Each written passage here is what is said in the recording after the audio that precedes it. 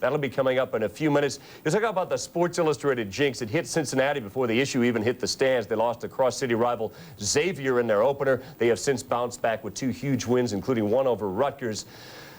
Bob Huggins came there in 1989. That following spring, he took the team to the NIT. Within 2 years, they were in the Final Four. They've been to the NCAAs every year since. They are the favorites to win it all this year, including the Sports Illustrated college basketball preview issue. But in this week's issue that features Danny Fortson on the cover, Sports Illustrated took the program apart, including these statistics. Players graduating within 6 years of entering since Bob Huggins took over. Just one. He's had 11 junior college transfers. 3 of those have graduated.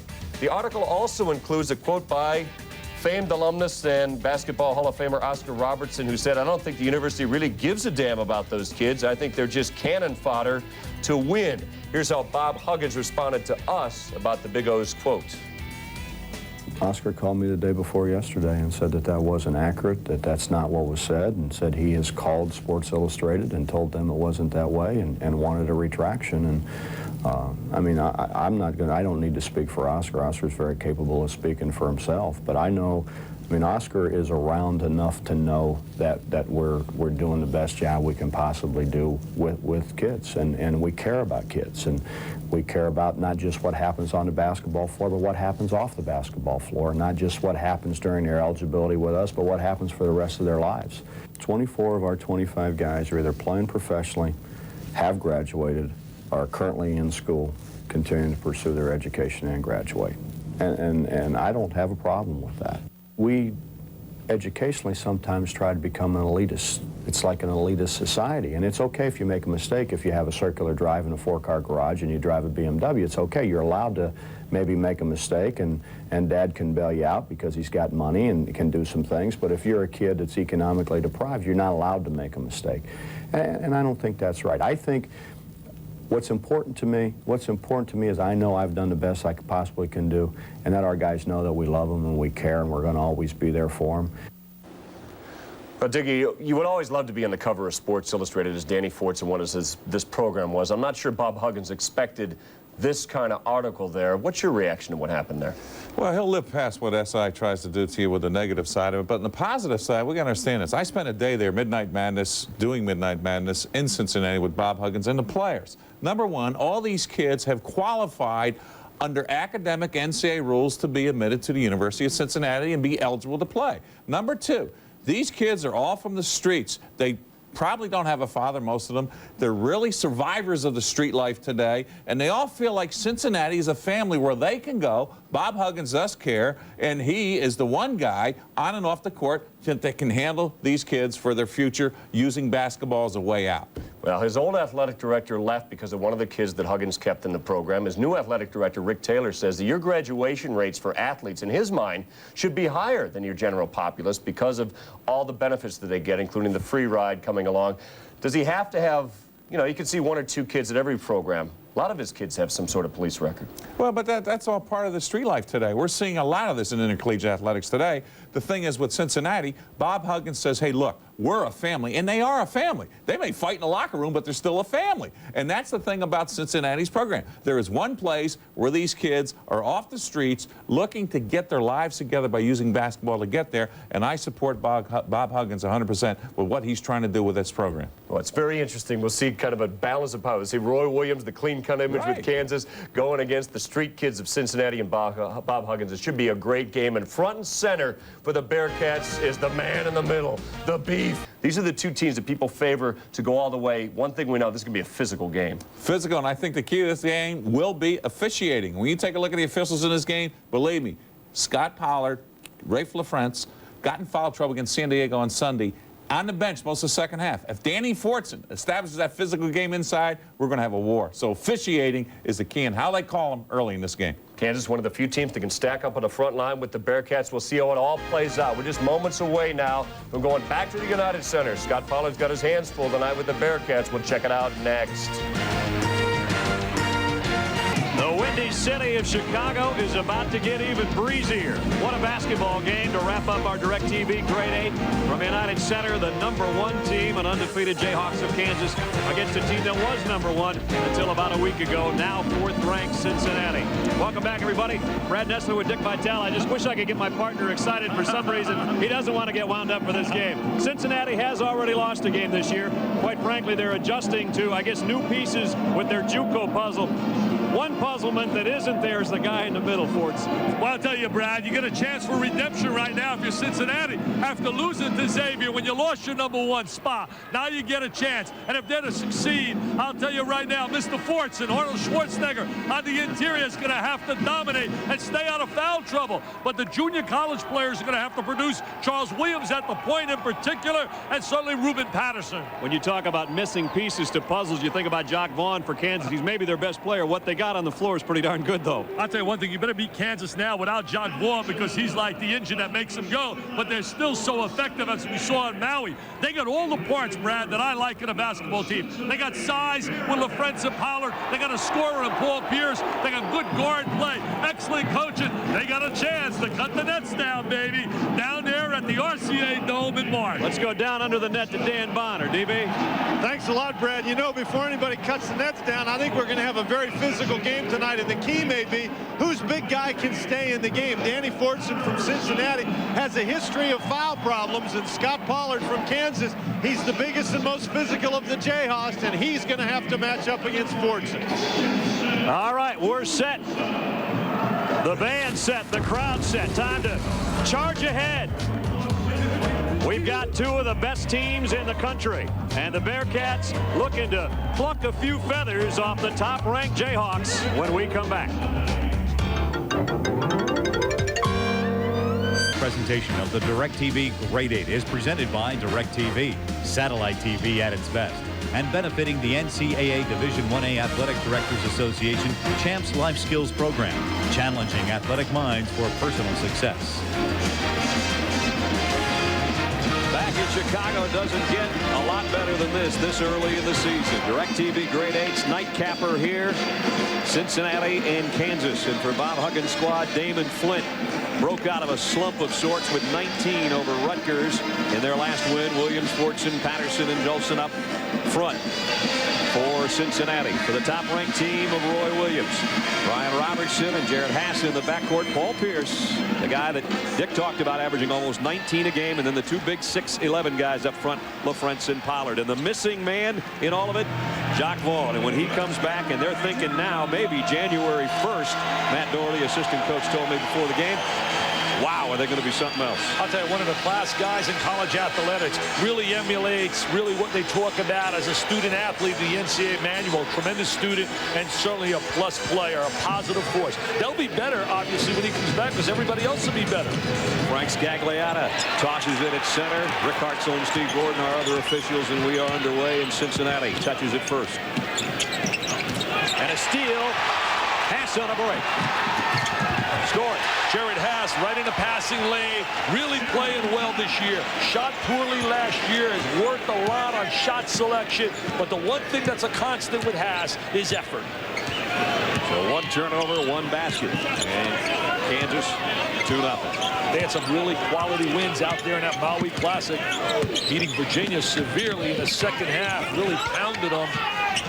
Inside, and another turnover on Cincinnati. Here comes Pierce, and stolen away by Fortson. Fortson a man. They got to get him established right away, get his hands on the ball, get some touches. Turnover, turnover, turnover. Cincinnati hasn't had a shot at the basket yet. I'll tell you, get 3 possessions, your offensive efficiency certainly not going to be high. Here's a look at Bob Huggins. Certainly a guy that just absolutely believes in playing with an effort. You don't play with an effort, you're going to sit down next to him. Pollard got nice position inside, and he was fouled. The one thing they want to establish right away, Brad, they want to go right at Dan Fortson inside, because he's had a history of foul trouble. Fouled out in their loss against Xavier, and last year fouled out of 5 games and had 15 other games where he had 4 fouls. Wow. Scott Pollard, 265-pound senior out of San Diego, up about 15 pounds, up to that 265 in the last year, steps up. Very active on the inside. He and LaFrentz really move well on the interior. They got such balance on their front court. There's his numbers, leading the team in rebounds at 83% from the free throw line. If you just saw the form that gets him to 83, but that one comes off the mark, kept alive by Pierce. I think he's going to be a big-time performer. I really believe that he and Ron Mercer are the two premier Souths in America. Two second-year players that are going to have sensational years. And a foul on Charles Williams out on top. Charles Williams, a junior college player from out of California, becomes a very vital player because he's that point guard. In college basketball, you need point guard play. Turned it over crucially against Xavier down the stretch. In fact, they had a 5-point lead with 1:28 to go. That's their only loss. 2-point setback to Xavier, 71-69. Here's the jumper from 15 by Haas, comes off. Patterson will bring it up. Big-time talent, junior college superstar. Rushed the shot a little bit. Rebound, jump ball, and possession arrow goes to Kansas. Well, Patterson really didn't play a minute against Rutgers' coach's decision because he was not happy, Mr. Huggins, with his previous performance when he had 7 turnovers. And I talked to him today about it. He said just forcing things that aren't there. There was a little alley for Robertson. He pulled back out of it. Now cross court at Haas, flies in and steps on the baseline. Cincinnati steps on the baseline. Nice look by Robertson. When you look at his biography, unbelievable. He broke all of Jason Kidd's records for scoring and for assists at a high school level. He'll inbound to Pierce. Has a lot of basketball savvy. Doesn't have superb quickness. They almost had Pollard on the back door. Now they get him, I guess, in the front screen door. And he runs right into Fortson. They're trying to bring it to Dan the Man. They're saying, Dan the Man, we're going to make you play on the defensive end. They're going to challenge him right on the interior. Those little screens, see, gets the bump, rotates over. He's such a physical force. Bench presses like over 300 pounds. Wow. You get some strong players on this team for Cincinnati. But right now they're in a whole 3-0 here in the first couple of minutes. Haven't had a decent shot or a good look yet. Pollard LaFrance finding Fortson everywhere he is on that floor. And another jump ball. This time it'll be the Bearcats, as Patterson was tied up on his trip to the hoop. Fletcher trying to post. He's much more comfortable in a posting situation. Here he is trying to make something happen. Nice job by Pierce for the defensive handiwork. And now foul this time. It's going to be on Haas. Haas leaning back, coming down inside, doubling up on the basketball. I like to drop in and congest and pack in that lane. Haas gets his first. Both teams are so well drilled defensively. They really understand the principles of defense, how to beat a man to the spot, how to play in the passing lane. There's a look at Roy Williams, what numbers he has posted. Well, I guess 9th year, 2-time National Coach of the Year, 7 straight seasons of 25 wins or more. Here's Danny Fortson, everybody's All-American on everybody's preseason list for Player of the Year. The Wooden and Naismith people. Great personality, too. Talked to him today at the shoot-around. I was teasing him. I said, 58% on the line with that kind of stroke. He said, give me time. We only played 3 games. He said, it'll be up around 78. Well, there he quieted you down. That's 2 for 2. Look at that stroke. First 2 points of the ball game for Cincinnati. Yeah, Cincinnati going to go to their famed pressure. Robertson wisely comes out of the pack. Want to get into their motion game, get a lot of movement on the inside. Robertson will take a 3. Rebound comes off to Cincinnati. Haas gets a second cheap foul. He's going to have to watch out. 2 quick ones. Well, the one thing they have, they got a very deep bench. They can bring a lot of guys in with B.J. Williams, Billy Thomas. And they are going to do that right now. Billy Thomas comes in. Haas sits down. Billy Thomas, big-time reputation as a shooter. Struggled a little bit last year shooting the basketball. Roy Williams, certainly a disciple of Dean Smith, Michelangelo. His son right now goes to North Carolina. He's on the JV team. That's right. And Mark Frederick, the athletic director's son, made the varsity team as a walk-on. Scott. Both played together for Lawrence High School, and they won the state championship. Patterson had it knocked away by Pierce, who's done a nice job defensively here early in the ball game. I'll tell you, Pierce, as he adds defense to his game, he is going to be a special, special player out of California. Here's Damon Flint. Long-range 3. Off the mark, hit the rim, and out of bounds to Kansas. He struggled as a sophomore shooting the basketball. Came back strong last year. Well, he got the first reaction out of Coach Huggins, too, with that shot. I'll tell you, Huggins was all over him today at the shoot-around. He said, come on, you got to start playing. You're not playing anywhere near to your potential. Pierce glides in on the baseline. Rebound comes off. Nice look. Nice look. Third rebound, and Flint scores it to give Cincinnati its first lead. Well, Damon with that finalizing out of transition, but a good look. 3 parts of the running game: possession, pressure, and then points. Robertson, big alley there. Boy, Kicks it back out on top. 3-pointer goes. Kicks it back out to Billy Thomas. Instant offense, makes it happen. Hits the trifecta. 7th 3-pointer of the year for Billy Thomas. Oh, there's a guy, Jock Vaughn. Love him. Absolutely adored his kid's basketball ability, and most of all, the kind of person he is. Pollard almost came up with a steal, but couldn't handle it. Goes out of bounds. Fedora, pretty good adjective. Like that adjective, Fedora? Absolutely. 16-19 remaining first half. Don't forget, coming up Saturday, the 14th of December, 7:30, the Heisman Trophy presentation presented by Wendy's. Live from the Downtown Athletic Club, we'll bring you the highlights and interviews of the best players in college football and the presentation of the trophy itself. It's the 14th at 7:30. I know I'm not involved with football, but my choice is Danny Warfield. Class personified. Fortson inside, triple teamed, and walked with it. The size. See the size right there bothering him. He was looking at those trees inside. He's looking at those trees, hesitating. Told me he almost went to Michigan. Came very close to being a Wolverine. Robertson almost lost it on the dribble. I want to pick up that dribble. Thomas all alone momentarily, and now they slow it down as we're under 16 minutes first half. Kansas leads by 2. Holler trying to get some position inside. LaFrance, first time he's touched it tonight. Shots off the mark, but he keeps it alive. That's that size again. And now the steal by Flynn and a foul on Robertson. Got a lot of quickness on the perimeter. You got the people that are very active when you look at Cincinnati. They like to go to their pressure defense. Everybody maybe a little bit tight early with 15:38 remaining first half. Kansas leading Cincinnati 6-4. Fans of your game for some great sports action. Hanging it around down low. Ooh, look at that physical. Wow. And you just need to go to school, try to get an education. I'll tell you, Alexander Wolf, who's an outstanding writer, really showed the background of Danny Fortson in that article in Sports Illustrated. And Danny could have easily run for the dollars, but decided to stay at school, a la Tim Duncan and Jock Vaughn, who certainly could have had themselves millions of dollars. But this kid comes from a situation where things really economically are tough at home, and yet he decided, I wanted to come back to college. I salute him. 260 pounds on a 6'7" frame of muscle, and quite a player. So far, just 2 points tonight for him from the free throw line. Flint out on top. They got LaFrance matched up on Fortson right now. They're going to try to step up a little screen and roll. Darnell Burton, now he's instant offense. There's Nice Fortson pass. down low. That started off a little screen. He then flashed to the post. They got a little bump. And you're right. Burton comes off the bench. Probably is the best 6-man in college basketball. One of my favorite players. I love watching him shoot. Yeah, I mean, he could start for most clubs, but he's much more effective. Much more effective. There was a time when he did start, but he's better off the bench. He likes him off that bench. Here he is. Gets it down to Flint. He'll take the long-range jumper. The 3 rattles out. LaFrance will clear it off. Well, LaFrance a little bit more active. Played really brilliantly out of Maui.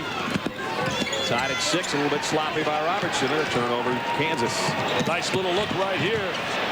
Got to save it. Ball is loose. Got to make that catch. Had a layup. Boy, still no whistle. Pierce saved that thing before it went into the crowd. Thomas off balance and off the mark.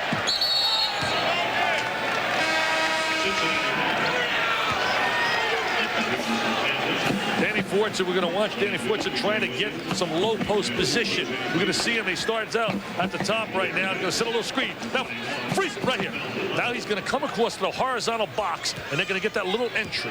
You're going to watch him get that little hard. There it is. There's the horizontal cut, the little entry to the post, and they got the deuce. Great move, a good angle cut. They call that an angle cut.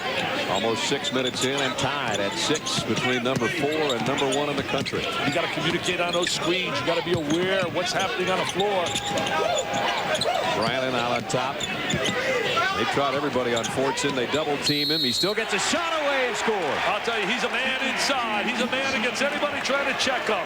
He's my Arnold Schwarzenegger of college basketball. Just an absolute fierce competitor with great touch. That size, having the kind of velvet touch he has. There he is inside. He wants the basket. Very patient as he locks up. Now he locks up, shows the hand. So you want to show the hand? Get it to me. Get it to me. He shows that hand up high, and then he has this upper body strength. Look at him holding off, sealing off.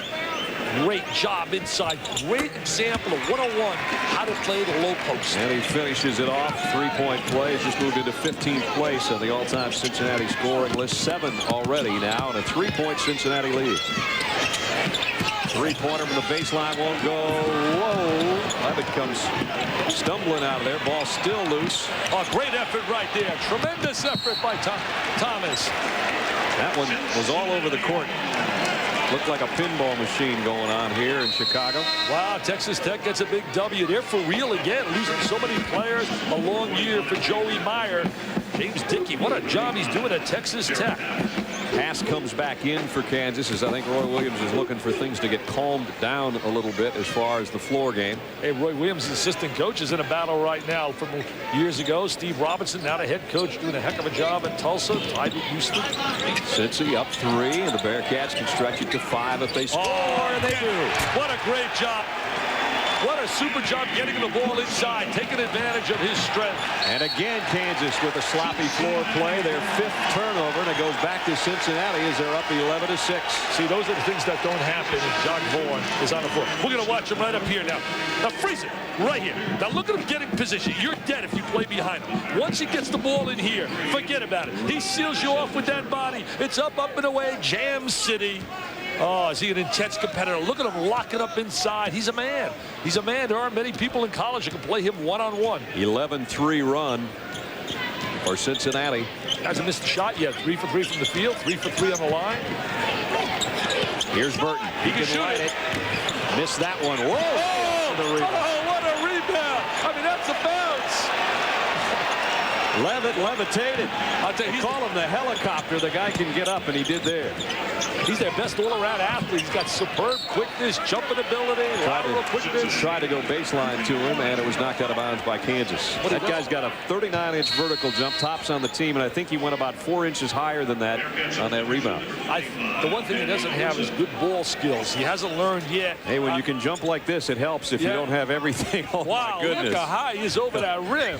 Incredible. That looked like Dominique Wilkins flying in there or something. Fortson baseline, thought about a shot.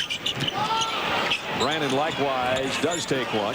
Good effort by Brandon. What a tough, hard-nosed kid. Was a high school star. Good look by Burton down low and a block shot, but a foul on Pierce. They made a diagonal pass. Right now, Cincinnati dictating a lot of the action. Roy Williams told me today he was concerned about turning over the basketball. As you said earlier, they've already got 5 turnovers, averaging 20 turnovers for the year. Boy, this ball had some Zuzu on it when they pass it down. Watch this. Look at Burton. I mean, that's the absolute diagonal pass. He had awareness on a low block. There's the entry. So Melvin's going to go to the free throw line. He jumped over the free throw line, the backboard, and everything else a minute or so ago. He missed it. I'll tell you, if Melvin can't be a professional athlete in terms of playing pro basketball, limited with his ball skills, I know one thing. I'm on the board of directors now with the Globetrotters, and Manny Jackson does a great job. He'd be great doing some of their pregame routines with some jams. Doesn't the Wilson kid from Memphis? Yeah, you're right. There he is. Great leaper. You talk about a leaper, Michael Wilson. I think they set the Guinness Book of World Records with an 11-foot slam dunk. Wilson and one of the other Globetrotters recently. Levitt got the second free throw, and it's a 12-6 lead for a moment anyway. Pierce straightened that out. I'll tell you, see so much of a difference in his game from his freshman year to this year in terms of confidence and taking the good shot. Last year, he probably went out of control trying to make a baseline jam. Half-court trap, they're going to a 1-3-1 defense. Bearcats by 4 as we approach 12 minutes first half. Well, playing without the trap, playing straight 1-3-1 zone. Brandon kicks out to Flint, right back to him on a little give and go, trying to lean on Pollard, but did he walk with it? Yes. Multiple defenses by Kansas. What a year they had last year. A tremendous season, 29-5, won the Big 8. Right now they're down, though, by 5-3. Now they're down by 4 with just under 12 minutes to go in the first half.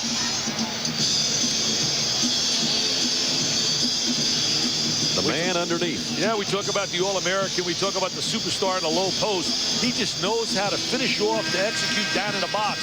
A guy that should watch him who's got some strength is Larry Kettner. How to get post position inside from the University of Massachusetts, who lost tonight to Georgetown. I think Kettner and a lot of kids out there, Heidi White's inside power guys, really can learn from watching sports and how he gets. I love those sideburns. I got to get those sideburns like Scott. I got to get those. Pollard's got an Abe Lincoln thing going here. 3 for 3 and 3 for 3 for the 9 points for Danny Fortson. He doesn't force a lot of shots either. That's the thing I like about Fortson. Both teams at this point have more turnovers than they have field goals. And part of the reason for Kansas is sitting on the bench in street clothes. LaFrance missed the outside shot and rebound.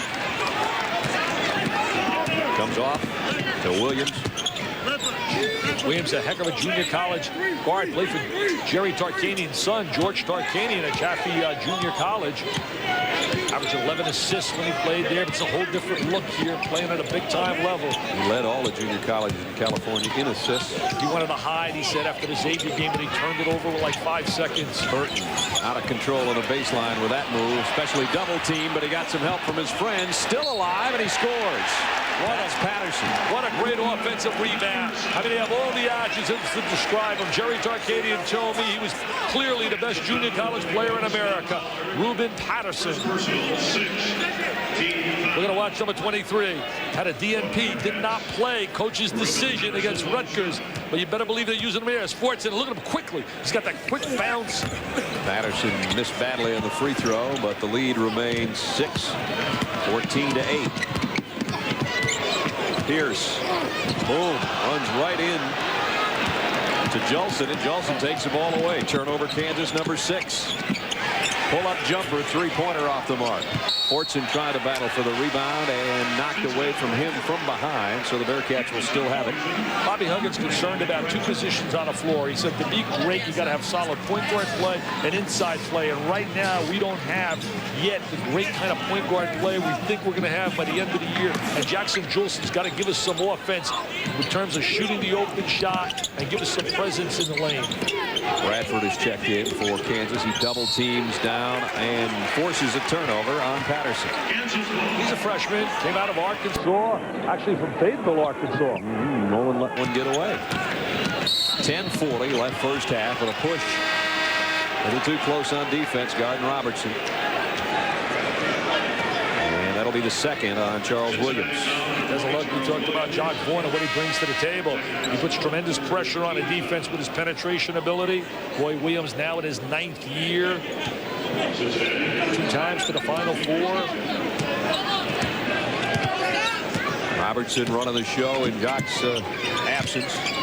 Haas got those 2 early fouls. He's back in there. And here's LaFrance, still scoreless. LaFrance averaging 18 points a game. Cincinnati trying to do a great job beating the big guys from Kansas to spots on the floor, trying to take them away from what they like to do. One thing about Roy Williams' clubs, they usually get the shots they want, they execute well, take high percentage shots, play unselfish basketball. And Bradford walked with it. They're struggling right now offensively. They can't seem to get a rhythm that they normally have to their execution out of their half-court game. 10:25 left first half. Brad Nessler, Dick Vitale, and Dan Bonner with you from the DirecTV Grade 8 in Chicago. The nightcap game, and the number 1 team in the country down to number 4, 14-8. Playing David Flint now at the point.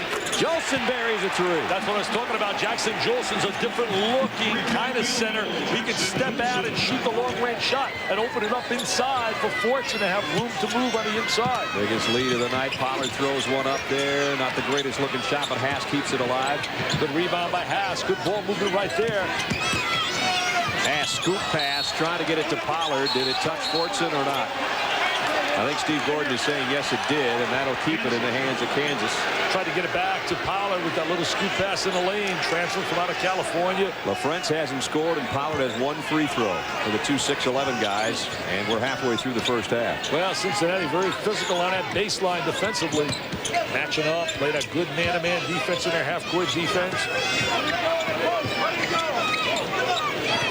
Kansas has shot very few threes this year. They had 20. Yeah, they're relying more on their inside game, really trying to get the ball inside like they did right there. Take the ball right down the gut of the defense.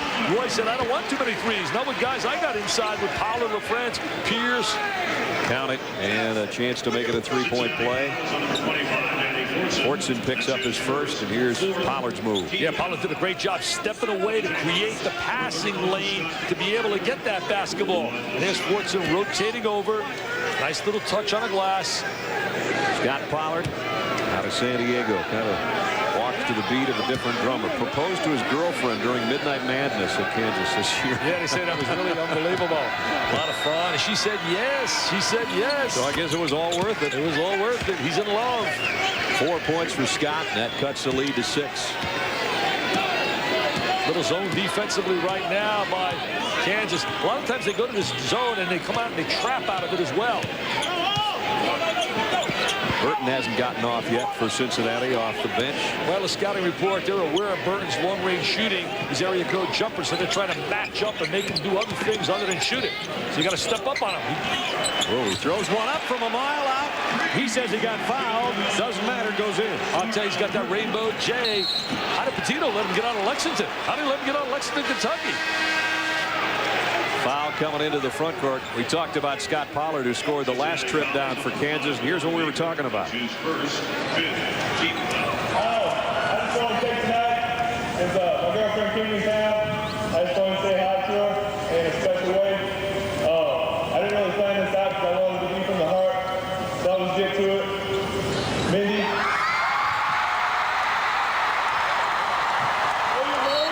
Didn't know it was coming.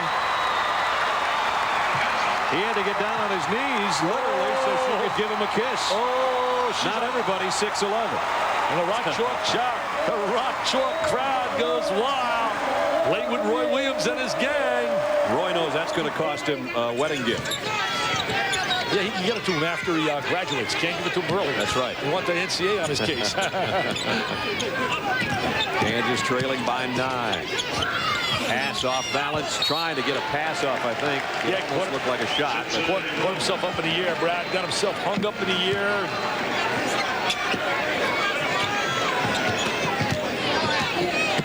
Backcourt pressure now from the Jayhawks.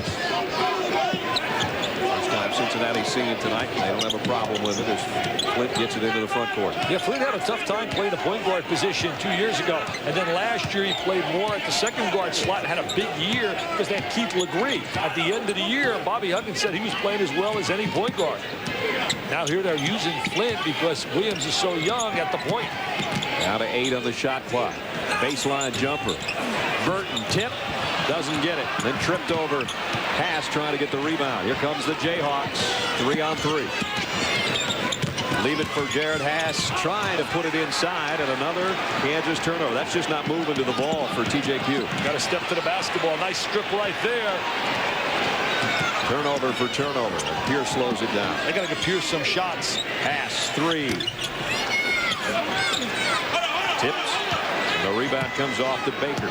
Baker's a kid they think big things are going to happen for from out of Midland Junior College down in Texas, where they produce guys like Ricky Grace, who played at Oklahoma, and also Blaylock.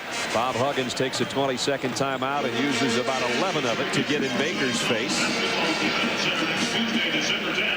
Sign up right now for ESPN's college basketball full court pay-per-view. You'll see over 450 men's games you otherwise wouldn't see in your area. To subscribe to ESPN's full court pay-per-view, call DirecTV or your local cable operator today. That's your suggested retail price down there in the corner. And I'm sure that Lorraine Vitale spent that much today in probably 20 minutes out shopping. I think Bobby Huggins got to really be pleased with his effort defensively. On the other side, Roy Williams has to be disappointed with their execution offensively. Look at 4 for 19. You better follow that with some rebounds, and they haven't. And then the turnovers to boot. They forced 9 turnovers, though, and that's one positive. Pack it into Fortson. He loses the handle, but Brandon keeps it alive. Right back into Danny. Kansas is aware of that. They double team him and almost forced another turnover. Now 7 on the shot clock because really the ball has never changed possession. Flint's got to hurry one. And missed the iron. Yeah, it's got to touch the rim. It's got to hit the iron in college basketball, or it's a violation of the shot clock. Bobby Huggins working at sideline. Under 7 minutes to go in the half, and it's Bearcats by 9. Cincinnati by 9, just under 7 to go in the first half. Let's check in with Dan Bonner. DB.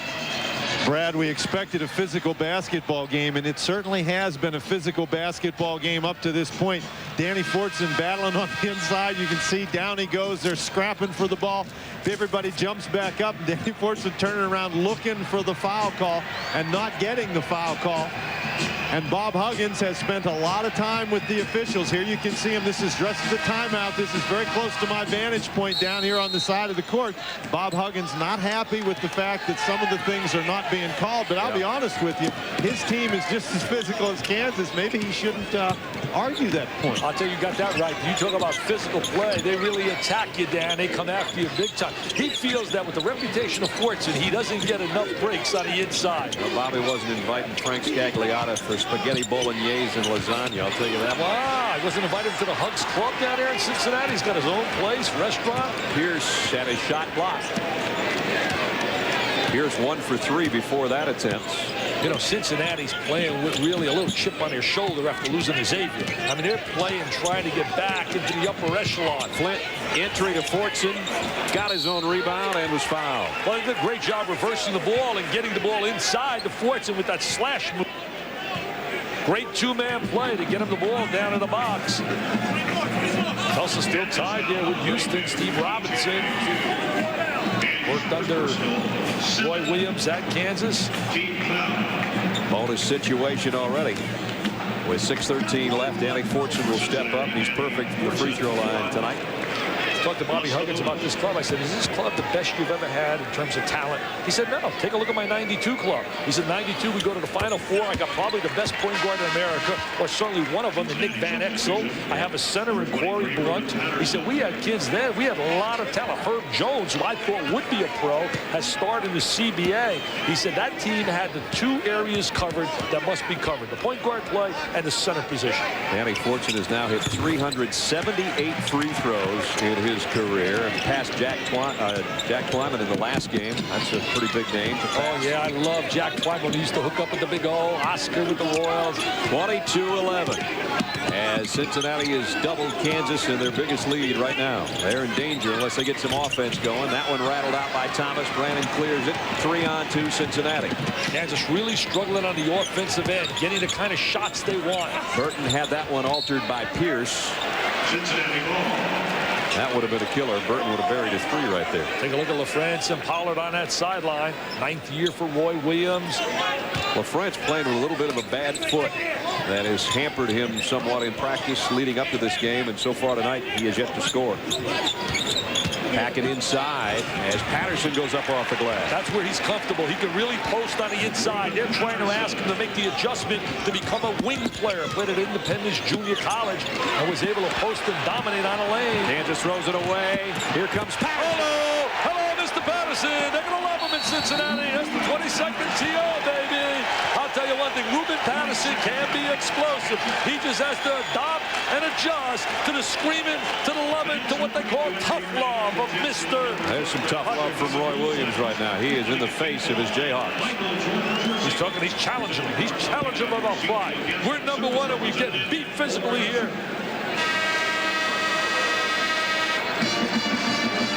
Ball's kicked to the ground. They come up with a loose ball. And here's the kick out. And he's going to finish it. Flying through the air. Up and away. Dipsy-doo, Dunkaroo, Mr. Patterson. Patterson with 6. Fortson with 11. Kansas came in shooting 50% on the season, and they are nowhere near it tonight. I thought they had some really quality winning, shooting 19%. You're not going to beat too many people.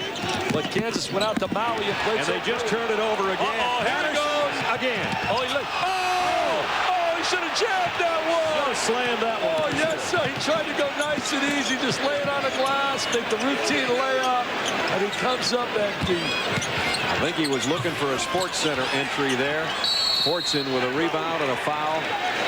I'll tell you, Brad, looking at the awesome kind of talent and physical stature they have at Cincinnati, it's hard for me to believe that Xavier beat this club. There he is, tries to lay it up on the glass. Patterson takes a seat, and Bob Huggins having a chat with him over on the bench right now as if to say, wait a minute. Even in practice, you slam those things. What were you doing? So you got to jam that baby. You got to dunk it. You got to give us momentum, get everybody excited. Look at him, look at him, look at him. My fault. He's learning. I'll tell you one thing. He's learning. You come to play for Bob Huggins. The one thing, anybody that signs to play with him knows what he's about. It's the same down there in Indiana. People say, how can kids want to play with a guy screaming, motivating, in their face all the time? The bottom line is those kids know what to accept and what to expect. You don't go there living in a closet. I mean, you got to absolutely know what you're going to anticipate and receive when you wear that uniform. Long shot goes by Bradford. Nice look by Bradford right there. Nice stroke, very agile.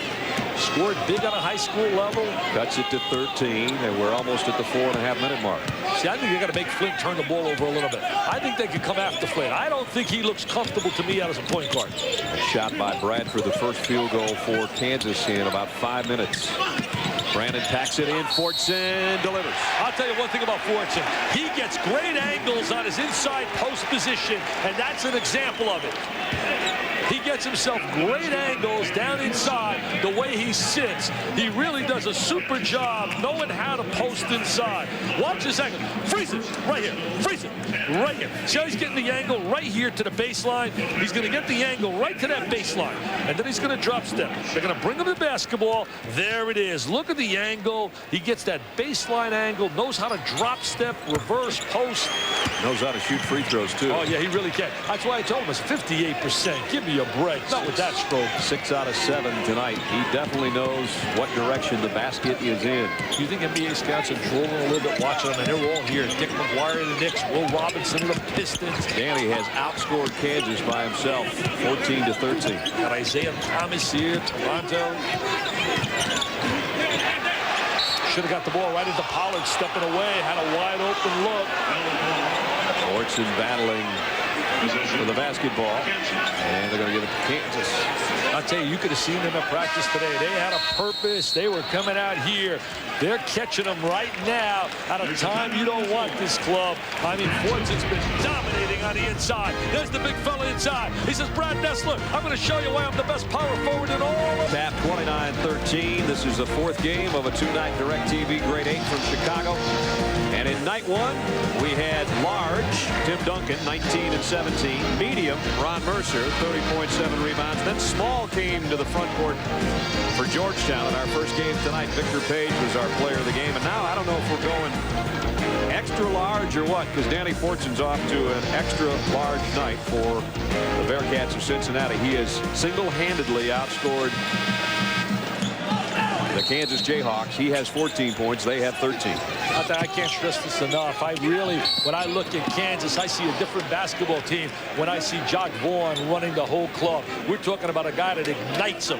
I mean, today he showed me. Today they finally released him the other day to do forced rehab with his wrist, where they really force him to get some back, that range of motion. And he's dribbling the ball today. He was handling the basketball. Tore ligaments in that wrist in a pickup game. Yeah, Billy Thomas fell down with Billy in a little workout, as you said. As they are talking about, they are hoping for him to return for the beginning of the new year. January 1st is the date they've kind of penciled in, and hope that that's the case. See, they're like that big, beautiful Rolls Royce, but right now it's in the showroom and it doesn't have an engine. He's the engine that makes them go. I mean, they're still a very good basketball. Look at this pile up. I thought Huggins was going to go to the floor for that ball. I'll tell you, he was a competitor. Look at him. Look at him. Tough competitor. His dad was an outstanding high school coach. His brother played some basketball at Ohio State. He played down here at West Virginia. He and his 2 brothers all were former players of the year from that state high school. Tip. Followed by LaFrance. Finally, Mr. Basketball in Iowa and broke the hearts of all those people at the University of Iowa when he decided to play for Kansas. Mom and Dad now have an apartment down there. They rented from Rex Walder so they can watch him play all his games, put him in that comfort zone, get some good food to eat once in a while. Not that the Kansas cafeteria is not good for him. That's right. Burton on the drive, got a great pick from Fortson, and the ball out of bounds to Kansas. I think Kansas gets another California kid next year, a 7-footer, Eric Chenoweth from Villa Park, right outside of L.A. They really feel he's going to be special. He loves California. Gets those kids from California. Yeah, I was going to say they're living out of that state right now, which is what they have on this roster. Oh, what a great there's one of them right there from South Lake Tahoe, California. Nice reverse layup. And a chance for a three-point play. Jared Haas, just a tough competitor, plays so hard, always gives you an honest day's work, comes and gives you a lot of intensity. And here he is now with the drive to the goal. There he is working the baseline. No one rotates over, uses the glass really well, uses the basket actually as a seal to not allow the defensive player to make contact. Not only from California, started his collegiate career at Cal. Wait, you think of Rex Walters came from California, Adonis Jordan from California? My magazine did a special feature on California Dreamin' on Roy Williams. And that's Jared's 900th career points as he caps the three-point play. And at the 3-minute mark, 29-18, back to an 11-point Cincinnati lead. Slowly creeping back into this, baby. Playing that zone right now defensively, trying to match up inside, trying to be aware where Fortson is, trying to lock on a baseline. Patterson feeds Fortson, double team, went through it. It's amazing how he gets the shot off inside. He has that uncanny ability to get that release. Haas going to try the same move. Nope, this time he comes up the front of the glass. LaFrentz with the follow and a foul as he went in trying to tip it in. There was a power forward who I really loved, who had that kind of ability down inside when he played in college down at Louisiana Tech. Had the strength of this man. His name was the mailman, Karl Malone. If he could only have half the career the big fella has had with Utah, when he goes to the next level, I'm sure he would be mighty, mighty happy. You said something to me during the break, though. He doesn't try to do things he can't do, and too many guys do try that. And he gets down there, he knows where his bread is buttered, and he doesn't shoot a lot from the outside. That's a good point, Brad. He really does. He really understands his strength. I think if players know their strengths and weaknesses and take advantage of their strengths, they'd be much more effective. Right now, tonight, also, Biggie has only 1 foul, staying on the floor. As LaFrentz on the season, and tonight, only 3 points, but again, playing on a kind of a bad wheel. He's a good-looking basketball player. LaFrentz has great touch. Watched him in games out in Maui on television, and I'll tell you, played exceptionally well in the wins over LSU, California, and then when they beat Virginia, especially in that second half, because I really thought Virginia's guards would give them a lot of trouble. Nearing the 2-minute mark in the first half here. Burton working against Haas, and he'll pull up and take it. Probably not a wise choice, but he's a shooter with a shooter's mentality, and Haas plays nice defense. Oh, nobody gets back. Oh, and his ankle just buckled on him, I think. LaFrentz walks with it, and luckily he's still walking. That thing gave out on him a little bit as he got that pass. Yeah, he got a little bit too deep under the basket as well. As you said earlier, hurt his foot at practice. Watch his left foot. Ouch. Yeah. Ooh, wow. Luckily, he's still out there for the Jayhawks, who trail by 11. See, Haas made Burton drive with the basketball. He knows that Burton wants to shoot that long-range jumper. Burton, there he goes. Missed it. Rebound comes off. Put back by Patterson. The tip still no good for Cincinnati, and now a foul on Fortson. He's got to be upset with himself for picking up that cheapie with 1:38 left in the half. See, those are the little things he cannot do. Those are the things that get you in trouble as a player. A silly foul in that situation. As you said, 1:38 on the clock. There's Fortson. You got to get a body on a big guy. Now, right now, somebody's getting a body on him. He almost had the inside lane. And there's the reach in. See, as soon as he reaches at number 25, Danny. And Bob Huggins pointed at his temples as if they think about it. Now they're still talking about it out there. The one thing Bob allows, he allows the players to come back and say something. I mean, today he jumped all over Ruben Patterson. He says, oh, it's my fault, Patterson. Patterson says, my fault? Why are you blaming me? He said, because I'm the boss, and I'm the boss. Fortson has said that, too. He said, you know, you can yell back at the coach if you want to. You better know what you're talking about. And after the game, he'll explain what he was talking about if you didn't get it the first time. I'll tell you, after you get him away from the basketball court, he's totally a different person. He's just like Gene Cave. He's a huggy bear, then. He's a huggy bear, yeah. He becomes a huggy bear. On the baseline, a trap, and Jolson wisely knocks that off Robertson and out of bounds to save a possession. Coming up, halftime. We'll have some top 25 upsets for you. Look back at our Georgetown UMass game that we had, the Lakers and the Jazz, as Dick was talking about the mailman. I'll tell you one thing, there's no huggy beer after that Xavier game. Oh, no, 4-hour practice the day after that loss. And lots of screaming and some choice adjectives. Some that we won't repeat. Oh, they missed inside. They could have got it to LaFrentz. A good angle, good post position. Flint wisely slows things up, waits for help from his friends. And now here's Patterson wheeling in the paint. And a push before the shot. He's really explosive when he gets the ball in deep. He played so brilliantly 2 years ago at the United States Olympic Festival. John Calipari was coaching him, and Calipari was trying to recruit him as well, and I don't blame him. One thing about Roy Williams' club, you've got to believe they're going to keep fighting and scrapping. Went to the Final Four in 91, 93. Told me it was heartbreaking losing in 91 because he felt that they really thought they could. That was a good team that year. Yeah, that was a year they beat the number 2, 3, and 4 teams in America just to be able to put themselves in that position. With the first team All-American. Did in junior college last year. He's got chance from the free throw line where he's 0 for 2. Takes a while to get adjusted to the system. Sitting to the left of Roy Williams, Matt Doherty played with the magnificent his airness of North Carolina in 1982 when they won the national title. Yeah, I talked to Matt before the game, and he said, you know, we've been on the road constantly. By the time they finish off playing UCLA this weekend, they'll be on the road 16 out of 18 days. I mean, that's amazing. That's an NBA schedule almost. Yep. And that might be why they're a little bit off the mark tonight, just plain tired from being all over the globe. And it also gives you that toughness, though, to get you ready for your league competition and get you ready later in the year.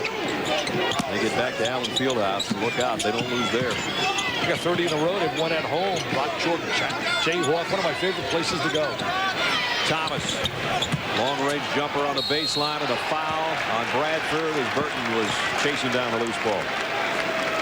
Matt Doherty sitting next to him. There's a look at Matt right next to Roy.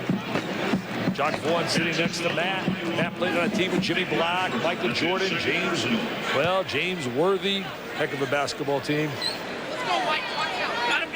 26.2 seconds left. And Darnell Burton out of Lexington stands up to the free throw line. And still with just 3 points on the night. They call him Cowboy. He is one of your huge Dallas Cowboy fans. He likes the Cowboys. He's an Emmitt Smith guy. Loves Emmett and company. And Clemson in the ACC gets a big win. Blows out Furman. 4 for Burton. The lead is back to 13. Wow, blowout West Virginia. Put the hurt Gail Catlett and company at Syracuse. Big win for the Mountaineers. That's what they got to get. Good ball reversal right there. Step up, shoot the 3. Really did an excellent job getting Billy Thomas the ball right in three-point range. I love the way they swing the basketball side to side. Got the ball right over. Thomas, second three-pointer, makes it a 10-point game, and we've got just moments left. Burton's going to try to get the last shot. Follow is good.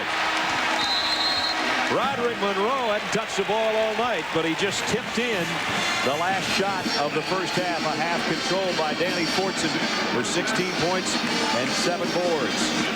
Halftime here in Chicago. Cincinnati leads it 35-23 over the top-ranked Jayhawks as we send it back to the studio. Gary Miller. Gary? All right, thanks a lot, Brad and Dick. Gary Miller and Digger Phelps with you on halftime. We'll get back out there, but Digger, kind of a surprise. I guess Cincinnati wants that #1 ranking back, and we saw Danny Fortson. Hey, great week of practice. Bob Huggins loses to Xavier. Cincinnati gets focused in practice. Danny Fortson comes out with a knockout punch early, and that's why they are so talented. Okay, we're going to talk a little about this game, but a lot to bring in college basketball tonight, including some shocks in the top 25. This would be one of them. They're up by 12 at halftime. Back with more after this.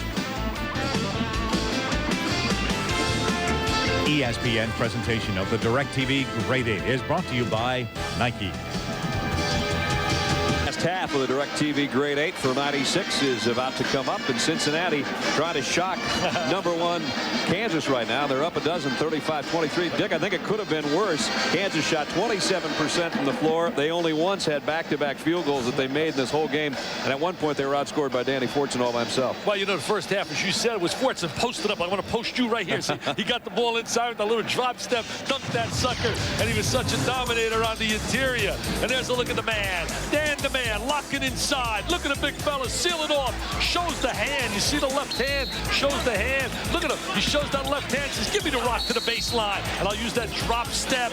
Look at him working on the inside. Very patient. There he is, getting that post position, putting a little schooling on how to play the post. Look at the numbers. They're only shooting 34% right now, Cincinnati. That's what's kept it as close as it's been. Rebounds, though. Take a look right here. The rebound total, 23 big off the glass. 15 and 10 turnovers right there as well. 12 turnovers actually in the game for Kansas.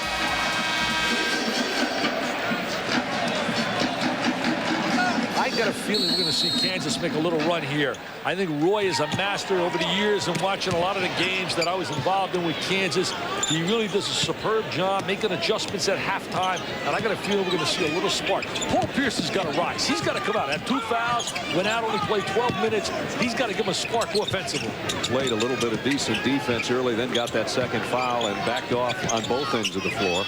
There's that motion game of Cincinnati, and they're trying to ultimately to look for the ball down in the post. 10 on the shot clock. Kansas has come out, pumped up defensively. Fortson's going to back in. He's going to be the man from the baseline. Got it. I'll tell you, what execution. You're patient. You get the ball into the hands of your #1 option. And he buries it from about 10 on the baseline. Pierce kicks it out. LaFrentz will take the jumper. Too strong. Rebound Flint. Flint gives him another rebounder with great size there at the guard slot. Trying to pack it inside. Fortson made a tough catch on that pass and a foul.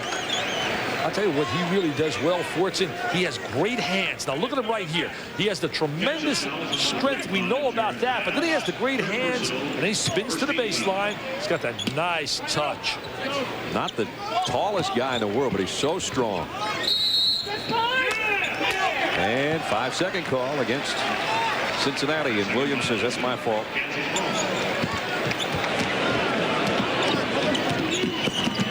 Robertson goes all the way and runs into a block, but foul's going to be on Cincinnati. Ryan Robinson stepping into the role, trying to be the guy that runs that point guard, getting a lot of experience. Jolson picks up the foul. Getting a lot of playing time with Vaughn on the sideline. Should make him a better player as the season progresses. Nice entry pass. Pierce flies in. Jolson blocked it. Paul Pierce was converting those out in the Maui Classic. Whoa, downtown Chicago on that shot by Burton. He's 1 for 11 right now, really struggling shooting. That was not really, to me, a great shot. Nope. Really, right now in your offense, you want to take advantage of Fortson on the inside, especially if you're struggling shooting the ball. Pollard, little half hook, trying to get his own miss. And let's see, foul inside. I think it's pretty tough to be offensively effective when your 3 big guys inside have a total of 3 for 12. And that is Danny Fortson's 3rd foul, Dick. He's going to have to sit. And that could change the complexion of things here early in the second half. Let's put the score down. We're up 14 with 18:35 with him going to the sideline.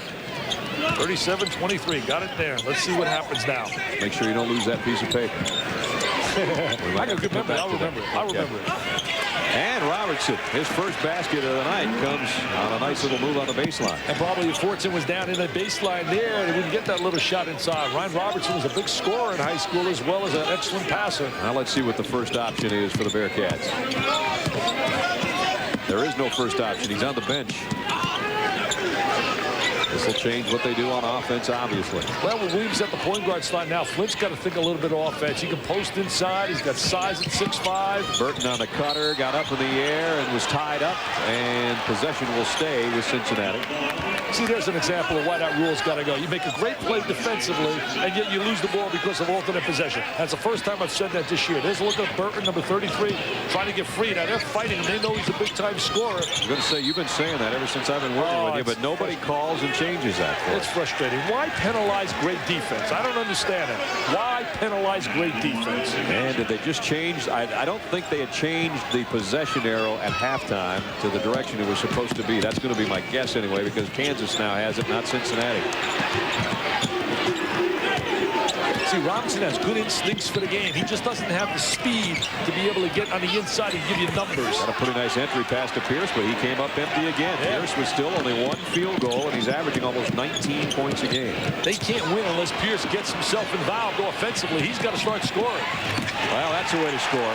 Yeah, they made their defense convert on the offensive end. They created something with their defensive basketball alignment. Ruben Patterson's going to check in for Cincinnati, and he will give them a scoring option as Williams will go out. They'll give him some presence on a box inside. Should be an interesting matchup. Pearson-Patterson right now as you look at Fortson sitting on the sideline. Story of his career, as I said earlier tonight. 15 times last year, Brad, he had 4 fouls. 5 times he fouled out. I mean, that's a lot of minutes that you take away from being productive on a floor. He only played a minute and 38 of this half before he had to sit. Now Patterson will put it in his hands. And he's fouled on his way to the baseline. He's trying to make the adjustment going from an inside low post player to playing out in the wing, and it's been a tough time for him to get familiar with all the kinds of sets that they like to run. Foul on Robertson. That's his second.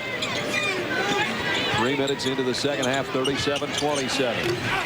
And Kansas with a rebound off the missed three-pointer. Pollard pulls it down with some authority. See, right now, with Fortson out of the game, they got to go inside a little bit, get Pollard involved, maybe look Fred, start to put some points on the board. Here it is. Brandon are banging away in there.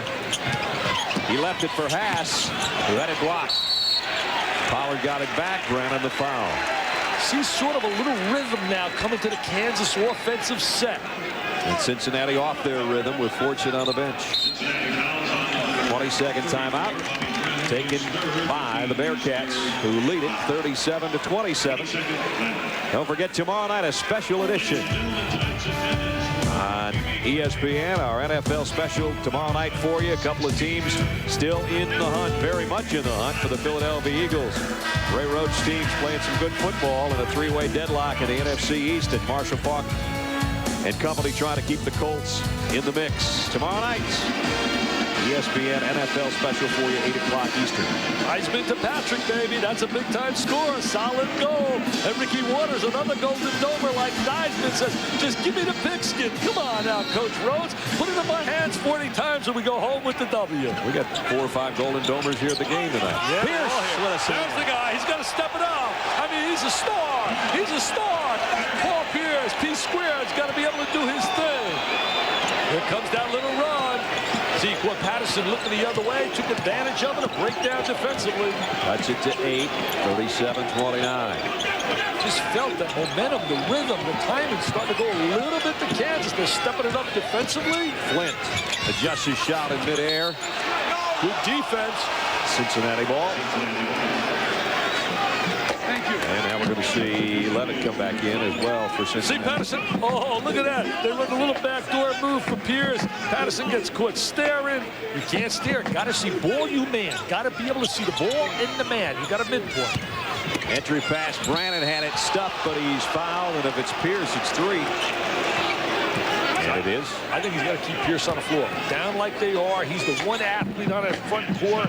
He's the one guy, very mobile, who can give him some productivity. If you're up, you can take a chance pulling him out. But right now, you're down 8. I think Roy's going to go with him a little bit.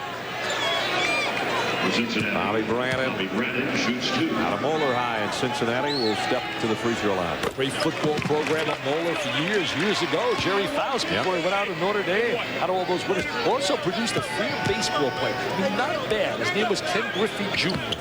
And Brandon played football, was a tight end until he got smart and said, I don't want that pigskin. I don't want the helmets and the shoulder pads. I'm playing hoops, baby. He got the tight end of the net on those 2 free throws, 39-29. Pierce thought about the long jumper. He'll take a 15-footer that Flint blocked. He saved it, though, to Pollard. See, that's when we talk about athletic ability. When you hear us utilize that, well, my partners, guys like, for example, the Billy Rafteries, the Larry Conleys, and they use that term, Bart Kellogg, etc. We're talking about guys that are agile, guys that have good lateral speed, good quickness, and that's what Pierce demonstrated there. Good balance. They're trying to post Haas with Flint. 8-point game, and Haas with a steal. Kansas got that bounce to him, Brad. They got that bounce. Haas got it a little too deep, but he found LaFrance. I get a TO, baby, because I'm telling you right now, Kansas is back. The Jayhawks are back. Bob Huggins says, let's talk about it, guys. Yes, sir. Get that TO. The Jayhawks are back. They want to stay number 1. Danny Fortson says, let's go, guys. Love it. Gotta love it, Brad. 14-point lead's been dwindled down to 6. Trail with that guy on the bench. He's He's an assistant coach right now, Dan Fortson.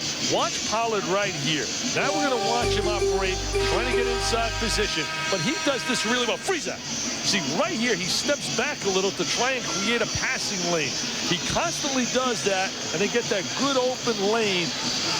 They make the lane for the entry pass. They really do that well. Step back one step to create the lane. Only 2 free throws for Cincinnati since Danny Fortson had to sit at that 18:35 mark, which is 3 minutes 20 seconds ago. It was 37-23 at that time. They were dominating. This shows in college basketball, one little maneuver, one guy go out, how things can change. Brandon got free on the baseline, had it stripped away as he tried to throw up a prayer. Here comes Pierce. Pierce, a slasher, a driver. They're making those entries in a little better now. See, I feel that they're a little bit shaky right now, Cincinnati, their confidence with Fortson out of the lineup. Burton picks up the foul. They almost look like a boxer who's really on the ropes right now, a little bit shaken.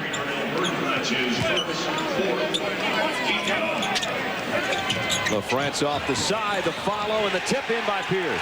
I'll tell you, he can't wait. He cannot wait. He's got to get Fortson on the floor because they are a different basketball team, and he's got to roll it. Here he is. Oh, no. I got to get Fortson in. No stop and play, so up by only 4 now with 14:34 left. Big if it goes, not if it doesn't, and it doesn't. I'll tell you, he's struggling shooting the basketball.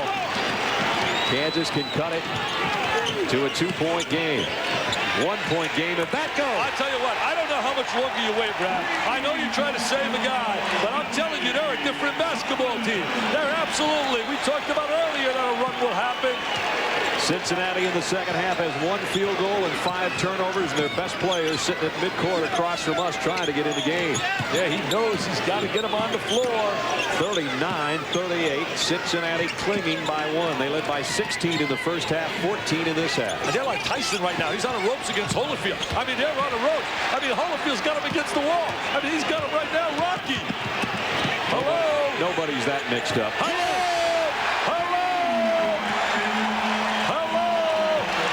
Yes, sir. The Jayhawks want to show we're number 1 with Vaughn, without Vaughn. Pierce with 9, none bigger than that one, giving Kansas the lead. First time they've had the lead since early in the first half. Hey, my partner and I said, write it down, the score when Fortson went out. Pollard picks up the foul underneath. That'll be his 3rd, and finally Fortson's able to come back in, but an 18-2 Kansas run since. Does he show he's a PTP? I mean, does he know now? He says, wow, I know I'm a PTP. My team needs me. They need me badly. But you know, that silly foul that he got, think about it. The one with 118 left first half. Oh, what, 90 feet away from the basket. Right. I mean, if he's going to get a foul posted, I can understand. But not reaching in. Danny's too valuable. We see the intensity on his face. There's his numbers tonight. Sensational early, as he had 14 points in a hurry, and at one point it was Fortson 14, Kansas 13, and now he's finally back in there, and Flint will go to the free throw line. Flint has really been quiet offensively. He's got a good stroke, but he's really been quiet. 1 for 7 from the field. He had a nightmarish performance against Mississippi State last year in the Final 8 when he was 2 for 12 from the perimeter. Mississippi State won that game and marched on to the Final 4. And then a dream for the Bearcats. 41-40. Robertson being pressured by Baker now, and takes a shot. Not a good one. Rebound Fortson already makes his presence known, but he lost the ball out of bounds. The one thing is, you got to make sure that he doesn't play tentative now on the inside with 3 fouls. They're totally a different basketball team with the All-American on the floor. That's valuable. I don't think he knows what tentative means. I think he knows what it means, but I don't think he ever plays that way.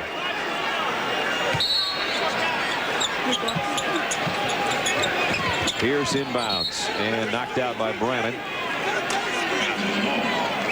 I've seen so many times Roy Williams basketball clubs come out after the locker room, make an adjustment or two, come out and play with some pride. That's why this man has won a lot of basketball games, has done a brilliant job, one of the great jobs in college coaching in the last 8 years. Thomas tried to get it down on the low post to Pierce, who now comes back on top. He'll try to create on the way. Left-handed shot, not a good one. Fortson the rebound. I'll tell you, he grabs that basketball, and baby is his. He's got those big, big hands. And what a pair of guns he's carrying on those shoulders. He's got a couple of cannons. Wow. That's his 9th rebound. And his first since coming back in the lineup. Brandon now. Somebody's got to help him. And a foul on Robertson away from the ball, trying to stay with Damon Flint. Kansas has 3 of their 4 starters with 3 fouls, including Pollard, who's going to check back in.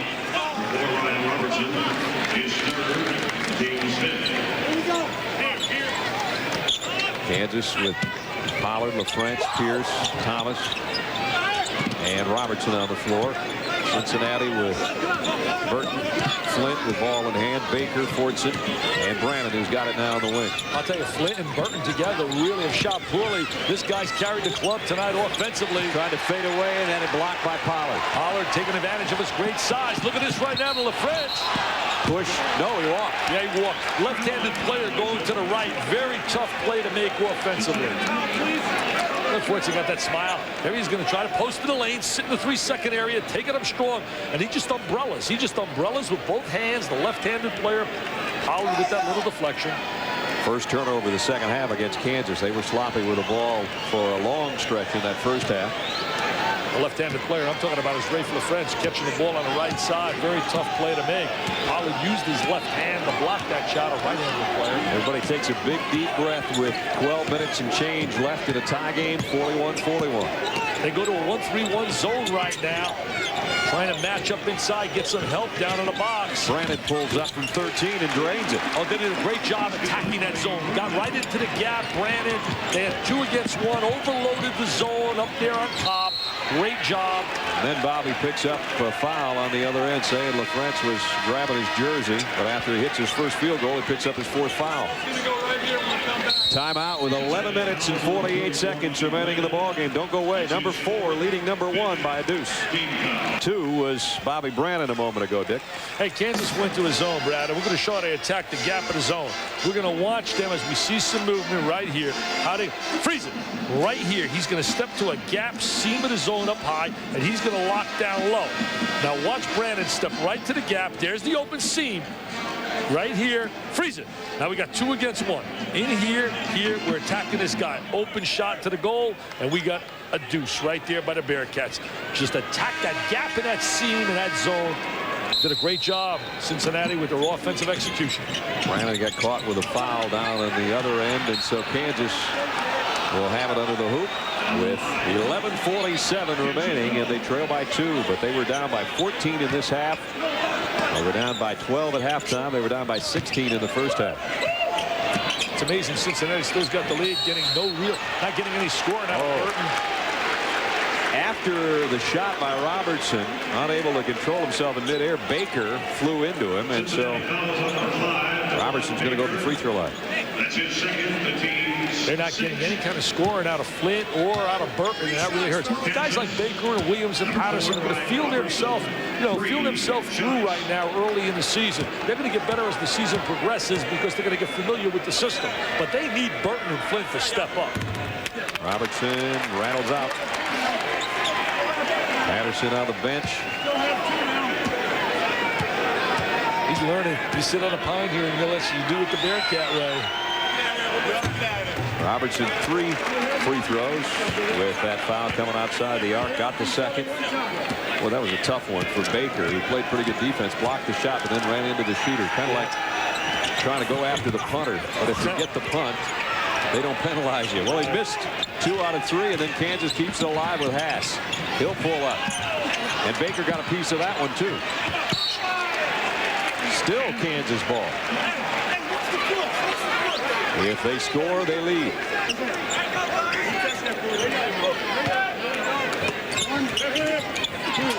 Got to get it in. And finally, they do. Bradford pulled it off the backside. They do lead. I'll tell you, he's giving him some positive minutes off the bench. Really giving him some positive minutes. Ryan Robertson signaling what defense to go into. Only the second lead of the second half for Kansas. They're up by 1, 44-43. Trying to match up out of their zone. Fordson squares and is fouled by LaFrance. Get the ball inside to Fordson. Creates the opportunity to go to the foul line by getting good post position. Look at the game summary. 3-point shooting. Kansas has hit 50% of what they've put up there, and the second half field goal shooting for Kansas has been awful. Fortson, the big part of the Cincinnati offense, remember, had to go to the bench about a minute and a half into this second half, and while he sat, it was an 18-2 streak by the Jayhawks. They're becoming too one-dimensional now. It's becoming all Fortson. They have to have somebody step out on the perimeter and start to become a force. And you're looking right now, you're looking at them just getting the ball inside to Fortson, because Flint and Burton are coming up empty. Fortson missed the free throw. I mean, Burton's 1 for 13 right now. I mean, you can't have guys like that, 1 for 13, an outstanding shooter. He's got great ability. He's got to be a little bit more selective in terms of his shots. And his 19th point has tied us at 44. Pollard got good position in low with the left hand off the glass. Nice move by Pollard inside. He and LaFrance do an excellent job playing together as a tandem. They really screen well for each other. They flash to the ball. They got good hands. They catch the ball, and they score. Good, solid collegiate. Top-ranked Kansas, you knew they weren't going to be down that much that long, and now they're up by a deuce as we approach the midway point of the second half. Fortson double team by LaFrance and Pollard. A couple of 6'11" pine trees in his way. I'll tell you one thing, we talked about it. You better beat Kansas now without Vaughn. Shot outside's off the mark by Jolson. Kansas will run. 3-on-2 lob. Oh, great timing. Excellent timing. The Jayhawks out in transition. Up and up they go. Great play. Great catch by Pollard to finalize. It's nice when you got a 6'11" who can run from one end to the other. Halfway through the second half, Kansas has its biggest advantage. I mean, Cincinnati will not win this game unless Burton or Flynn make some plays. They got to make some things happen. That one's off by Flint. I mean, the combination shooting by Flint and absolutely Burton is a disaster for Bobby Huggins. Robertson lost the handle on the way to the hoop. Bradford, though, keeps it alive. Robertson almost went to Missouri, recruited heavy by Missouri. He'll try another one. Three-pointer. Knocking it down. He can shoot the ball, played some second guard. I'll tell you, this Jayhawk team has got some life, some bounce. 7-point advantage for Roy Williams' top-ranked club. They looked dead in the water a while back, but the water's warming up for them right now, and Cincinnati needs somebody to break their ice. Well, when Fortson went out of that lineup, they were a different basketball team. He gets in low and gets fouled by LaFrance, and that will be 3 on LaFrance. See a lot of frustration now in the eyes of a lot of the Cincinnati kids. Wait a minute, they call it on Pollard. Excuse me, Dick. That's his 4th. Bobby Huggins, he knows his club trying to redeem themselves. There's Ryan Robinson squaring his body. He's a kid that understands his strengths and weaknesses. He's got a lot of good basketball instincts. He's a combination guard. He's got good size in the guard slot at 6'5". And we'll adjust that foul again on Bradford. Not Pollard. That helps the inside game of Kansas maintain their intensity on defense as Danny Fortson steps up.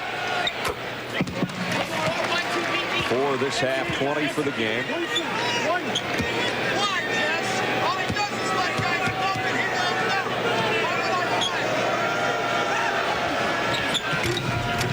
Got them both. He's got to really learn how to stay out of foul trouble. He has to learn how not to commit those silly fouls. I mean, you're talking 2 for 21 between Flint and Burton. And you're playing the #1 team in America. Pretty tough to win when that's happening with 2 of your stars. Pierce squares up and buries it just inside the 3-point line. I just love him. I love Mercer. I love Pierce. I'll tell you one thing. You give me 5 players from the grade 8, and I'll give you the rest of the country, and we'll have a shot. I'll give you my 5 a little bit later.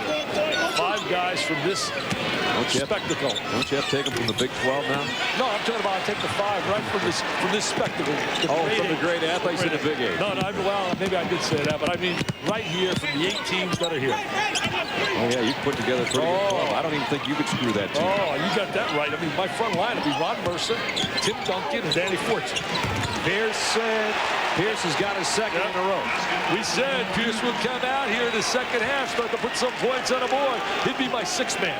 He'd be my 6th man. My backcourt, I'd go with Derek Anderson and Jacques Vaughn when he's healthy, and would take on the nation. Crowd crowd is into it for Kansas right now as they are up by 9 points with 8 minutes and 11 seconds remaining in the ballgame. I'll give Digger the rest of the country. Digger, you and Gary Miller can have the rest of the country. Brad and I will coach this 5 from here, and we'll challenge you. We got Duncan in the middle. We got Mercer. I mean, we got Fortson. We got a healthy John Vaughn, Derek Anderson, and Paul Pierce. Cincinnati's guards have not done the job tonight. Can't get it done at 2 for 21. You're not going to beat the #1 team in America. They were being carried on their backs by Fortson in that first half. And remember, that doesn't even include Charles Williams, the starting point guard, who is also scoreless. Cincinnati, since halftime, has only 11 points. They had 35-23 lead at the break. And look what the second half has produced for Kansas. They're going to dominate the Conference USA this year, even though Marquette certainly will be a tough competitor with Aaron Hutchins at the point guard and Michael Dean's defense. Tulane's been a major, major disappointment. Burke will take the three, and he got it. They got to get that. He's got to step in, square. That was a good shot, good look. Darnell certainly's got the ability to knock down the shot, but everything gets down to shot selection. Now they're trying some trapping in the front corner. I love him. I love Mr. Pierce. Loved him last year, love him more this year, and they're going to love him in Jayhawk land this year. 13 of his 15 in the second half. You can't teach that. That is just explosiveness. He learned that playing in Inglewood, California. Flint thought about the three twice and didn't take either one of them. Fortson goes up strong and drew the foul. He has that great ability to draw contact inside and get himself to the free throw line, and then also the talent and ability to convert on that foul line. Paul Pierce gets in triple threat position. Sees, looks at the basket, he's going to shoot the shot. Then he says, I'm going to take the second option, is the jam. I'm going to take it in. I'm going to go up, up, and away. I'm going to make like Michael. See, Michael does his thing here, and I'm going to show all of the people here at the United Center, I can rise. Paul Pierce was brilliant out of bounds. Fortson will go to the free throw line. There's what Paul has done. As I mentioned, 13 of his 15 this half. Danny Fortson, only 5 this half, but remember, he had to sit out a good chunk with foul trouble. And he's frustrating himself right now from the free throw line.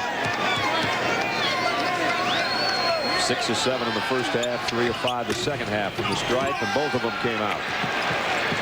And that hurts the Cincinnati cause. Trailing by 8 with just over 7 to go. So active inside. They got a lot of movement. Pierce missed that one. Pollard tried to follow. And the pileup has Jolson, I believe, with the Jackson got called. Yep, Jackson got called for the foul. I think Cincinnati's a club, too. We keep talking about, I know I have, about Kansas being better and better when John Vaughn gets healthy. But I also think you're going to see Cincinnati get better and better as the season progresses. Remember, they lost 3 starters from last year. 3 guys that played a solid role in Keith Legree, Gregor, and also Art Long inside, who gave him a presence with a shot blocker. And I'll tell you one thing, I spoke at a banquet for Ara Parsegian, and I was over in Cincinnati. And I spoke at a banquet, my magazine just came out, and I had him 3rd in the nation. Pierce with a follow on the miss from Pollard. Pierce with the offensive rebound, and all the fans got on my case. They said, 3? You can't put us 3. We're the best team in the land. I said, wow, the optimism here is absolutely wacky. There's probably 5 or 6 or 7 teams that think they have the best team in the land. We saw one of them was pretty good last night, Wake Forest. Flint for 3. Got it. Yeah, he's got to make it. See, he's got to knock that down. He squared his body that time, had the good rotation. David's got a lot of ability. He can play inside, outside. Pollard backs in. No foul call, and the rebound comes off to Cincinnati. Big pile up. Pollard utilizes either hand really well, even though he doesn't get the deuce there. Well, he lost that argument. Now that he's going to get married, he knows he'll lose a lot more. Foul inside, in the lane. That's on McGrath. McGrath had an injury earlier this year.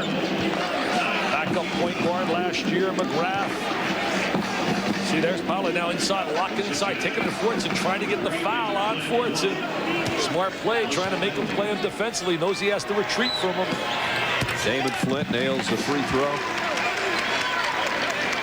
The one thing that's happened here in the second half that's really been positive for Kansas is the fact that they're not turning the ball over where it's being converted from the turnover to the score.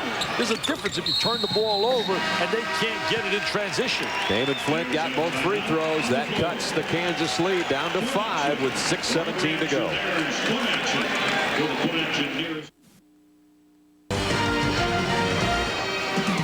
DirecTV Grade 8 from Chicago.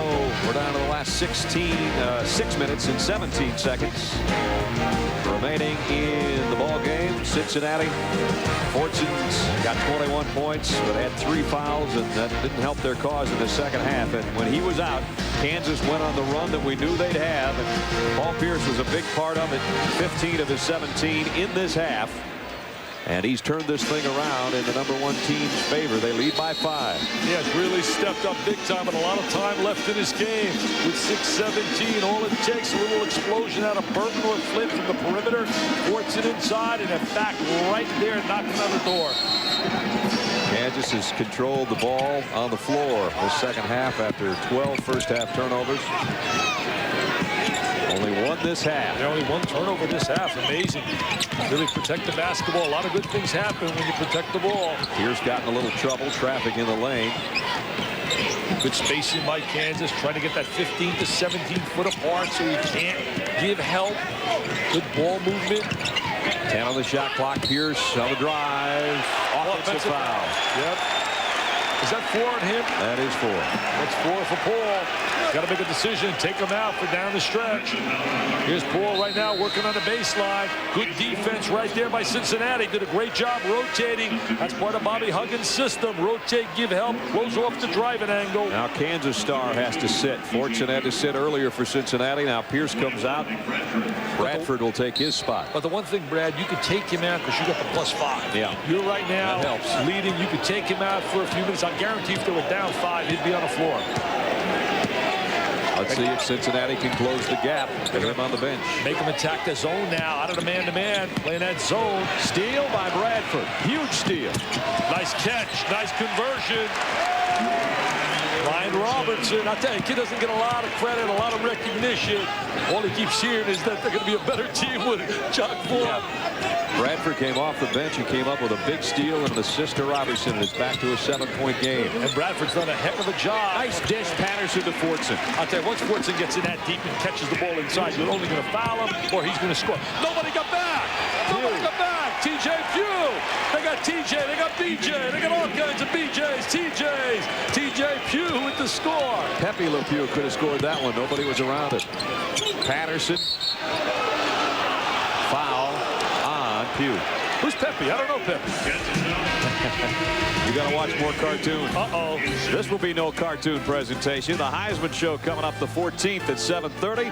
Presented by Wendy's from the Downtown Athletic Club. We'll bring you the highlights and interviews with the best players in college football and the presentation of the trophy itself. That's December 14th, 7:30 Eastern on ESPN. Will it be Danny Warfel? Will it be Troy Davis? Will it be Steve Sarkisian? Will it be Orlando Pace? Brian Hanspard?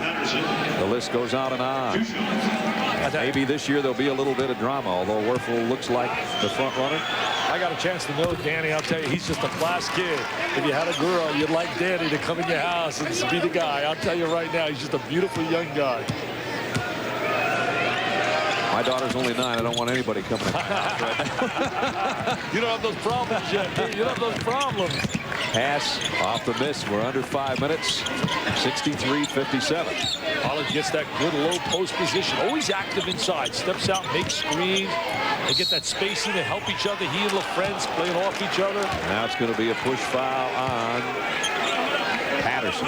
The one thing I've always admired about a Kansas basketball team, North Carolina, they really seem to enjoy playing within the system. They seem to have a real passion for winning. They understand what it takes to win, and that is always conveyed by the guy on the sideline. And they play in a place that lives and sleeps and eats college basketball. Well, you know, James Naismith coached there. He's only got to have a losing record. And Fog Allen. Fog Allen, what a coaching legend he was. Certainly doesn't let a ball sitting on the sideline. He wants to get back on the floor.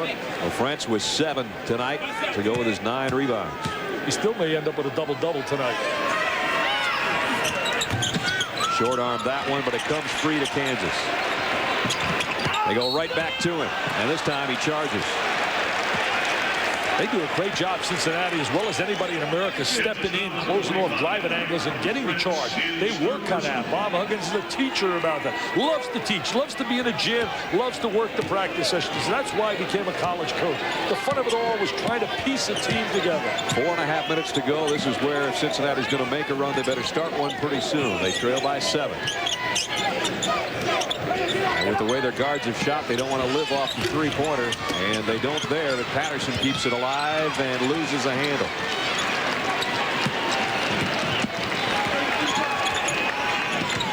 Kansas can use a little bit of time now. Use some clock. I think Robertson's becoming a real comfortable guard in handling the ball. He doesn't have that great quickness, but he really knows how to play. Pollard forced one over Fortune, doing that there was not much Fortune could do in the way of stopping it with some foul trouble, and he buried it. And now it's a 9-point Kansas advantage. He can utilize either hand. He's so effective inside. Uses either hand. The lob from Flip. Oh, this is great timing right there. Flips it up on top. Ruben Patterson with his great legs and bounce. Good diagonal pass by Flint. LaFrance, a little off balance. Pollard trying to tip it in. Was he pushed from behind? I think he was. Fortune gets a little bump for Bradford. I'll tell you, they're getting another player, Nicky Bradford, with all the minutes he's playing now. There's the diagonal pass, and there's Patterson coming up from the weak side. There's the catch, the hands, the jam. That diagonal pass, good eye contact. Flint with that good left-handed pass, gets the rotation, the soft pass. Scott Pollard will step up to the free throw line. He's got 10 points tonight. 6'11" senior. Comes from a basketball family. Does he ever? He's got 4 brothers who are 6'10" or taller, including 7'3", his tallest brother, and one of his brothers, Neil, plays for Washburn. Those two will tangle December 30th. Washburn goes in to play at Allen Fieldhouse, so the brothers will square off down to the paint. Scott got them both. Well, 2 national championships over in Kansas, 1 in 52 with Clyde Lavelle in the middle, and then Danny and Miracles Manning in 19. Final 3:29 of the grade 8s coming up. Charles was in charge on the boards tonight, that's for sure. Big game at Madison Square Garden in hockey, some top 25 upsets, and a lot more. Rich Eisen and Dan Patrick are waiting. Rich and Dan got to wait another 3.5 minutes. I wonder who's the point guard there with Rich and Dan. I know Dan likes to shoot the rock. He never likes to give it up, so it must be Rich giving it up to Dan. Final 3 minutes, 29 seconds. There's the foul situation. And the timeouts as well. Cincinnati only 1 full timeout left. Possession arrow to the Bearcats. The ball in the Bearcats' hands, but they are down 9. Here's that zone. Bradford very active, very agile up on front, number 21.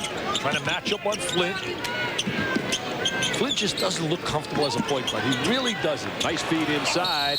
And a foul as Fortune went up strong. When in doubt, just put it in the hands of the big guy down in the box. When in doubt, just say, here, Danny, take us to the promised land. Just like Danny Manning did in 1988 for Larry Brown. Now looking for it's going to lock up. They're going to get that 45-degree angle. They're going to attack him with the 2 6'11s. They both got it. Take you to 1. Number 25, Danny Fortson. Will shoot 2. 23 points tonight for Fortune. 9 out of 13 from the free throw line, and every point is golden from this point out. That one rattled in for him. They got to make something happen defensively, using their defense to get a trap and a steal and try to convert to get a little momentum going their way. He's right on his average now. Rips the second one, 25 for Fortune, even though he had to sit out a big chunk of this half. He cuts the Kansas lead to 7. Bearcats will bring a little backcourt pressure. He's got that nice stroke, and here's the pressure. Going to try to go to a trap. Problem with that, you got to watch out for Pierce down there on the baseline. Yeah, he gives him an extra passer too, Pierce, an extra offensive player. There's the skip pass. Robertson thought better of that. Nice skip pass by Haas into LaFrance, reverse layup. And Fortune clears it away. He's got his double-double. Burton. Got it. Nope. Oh, it just rolls out. That was a long area code J. Shot that from out of Cincinnati to Queen City. And a push on the baseline on Burton, I believe. As Haas worked down low. That ball almost went in twice on the other end. Yeah, that sucker was right down there, just getting spinning out. There's the rotation. There's the NBA tray. And look at that baby. It's just rolling, rolling, rolling. He says, it's not my night. Normally those suckers are going down. How close can he get? Oh, how close can he get? Look at that. Look at that. Oh, he doesn't get the shooter's roll. Garrett Haas, the free throw line. Started out in California, played there with Jason Kidd, then transferred here. They love him at Kansas. Roy loves his work ethic, his toughness. Look at the free throw line. 2-1 in terms of scores on that line. Missed his second. Fortson clears it off. The reason for that is because of the presence of the big people inside, constantly going inside, pounding the ball, very active offensively. Cincinnati in desperate need of a field goal this trip. They back off Brandon. He doesn't take the shot. They're matching up outside. Can't pick up that dribble. Brandon high post. They're looking for Fortson. Somebody's got to take a shot. Patterson's going to be the man. He's fouled by either Pollard or LaFrentz. Again, both of them are there to make sure that nothing is cheap. And it's LaFrentz that picks this one up. Patterson got there in the overload position. There's Fortson inside. See how they're going to hand on him? They're aware where he is. Look, trying to deny him. They're bumping and grinding. They get a feel for him. Look at Haas says, I know we are. I know we are. I feel you. I feel you, Danny. LaFrentz and Pollard both have 4 fouls, but I'm not sure it's not too late that Cincinnati can't take advantage of that because they trail by 8. Patterson will step up. 10-point night for Rubin. And that really hurts because they like to score on that free throw line and jump immediately into their defense. Go to some pressure out of the conversion. Now they're going to be jumping, trying to think about a rebound if he misses, but he got the second. Now here they are face guarding and trying to keep the ball away from Robertson. Let other people handle it. 7-point game, 69-62. Pierce weaves his way through traffic on the dribble. And now the steal by Flint. That's only the second Kansas turnover. It couldn't have come at a worse time.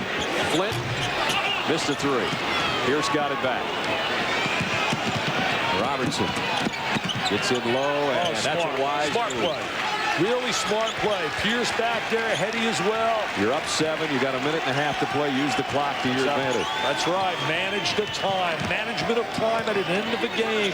So important to winning close basketball games. I tell you, they responded to adversity. They were down. They were in trouble, Kansas. They showed me a lot tonight. Showed me a lot tonight. A lot of character, a lot of heart. Robertson leaves it for Haas. Long jumper before the clock expires. And Fortson another rebound ahead to Flint. Got Patterson over there. Keeps it himself and a blocking foul on Kansas on Robertson. See, Damon right now playing out of position. He is not a comfortable guy at that point guard slot. A comfortable point guard would have drilled that bounce pass for a layup, but he has that high dribble. I think he's much more effective when he's at the second guard slot. That's a comfortable point guard. He is truly the definition of a point guard, John Vaughn. Well, his replacement has to leave with 5 fouls as Robertson kept his ground against Flint, but he's called for his 5th personal. See, just look at Damon Flint with that high dribble. Our guys in the truck doing a great job. Tim Corrigan and Chip Dean, the super award-winning director. He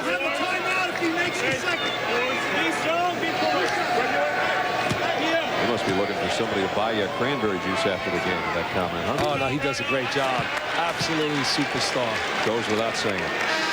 Flint misses a free throw. Boy, 2 missed free throws the last 3 times. Yeah, Patterson. Cincinnati's been up there. Patterson and Flint, 2 out of 3 on a Brick City side. Very tough. I mean, Vaughn's getting more airtime tonight than he does when he plays. I mean, he's getting more airtime. He's got a better suit on, too. Wow. Flint hits the second, but time's running out on Cincinnati. And they've got a 6-point lead with 1:04 to go.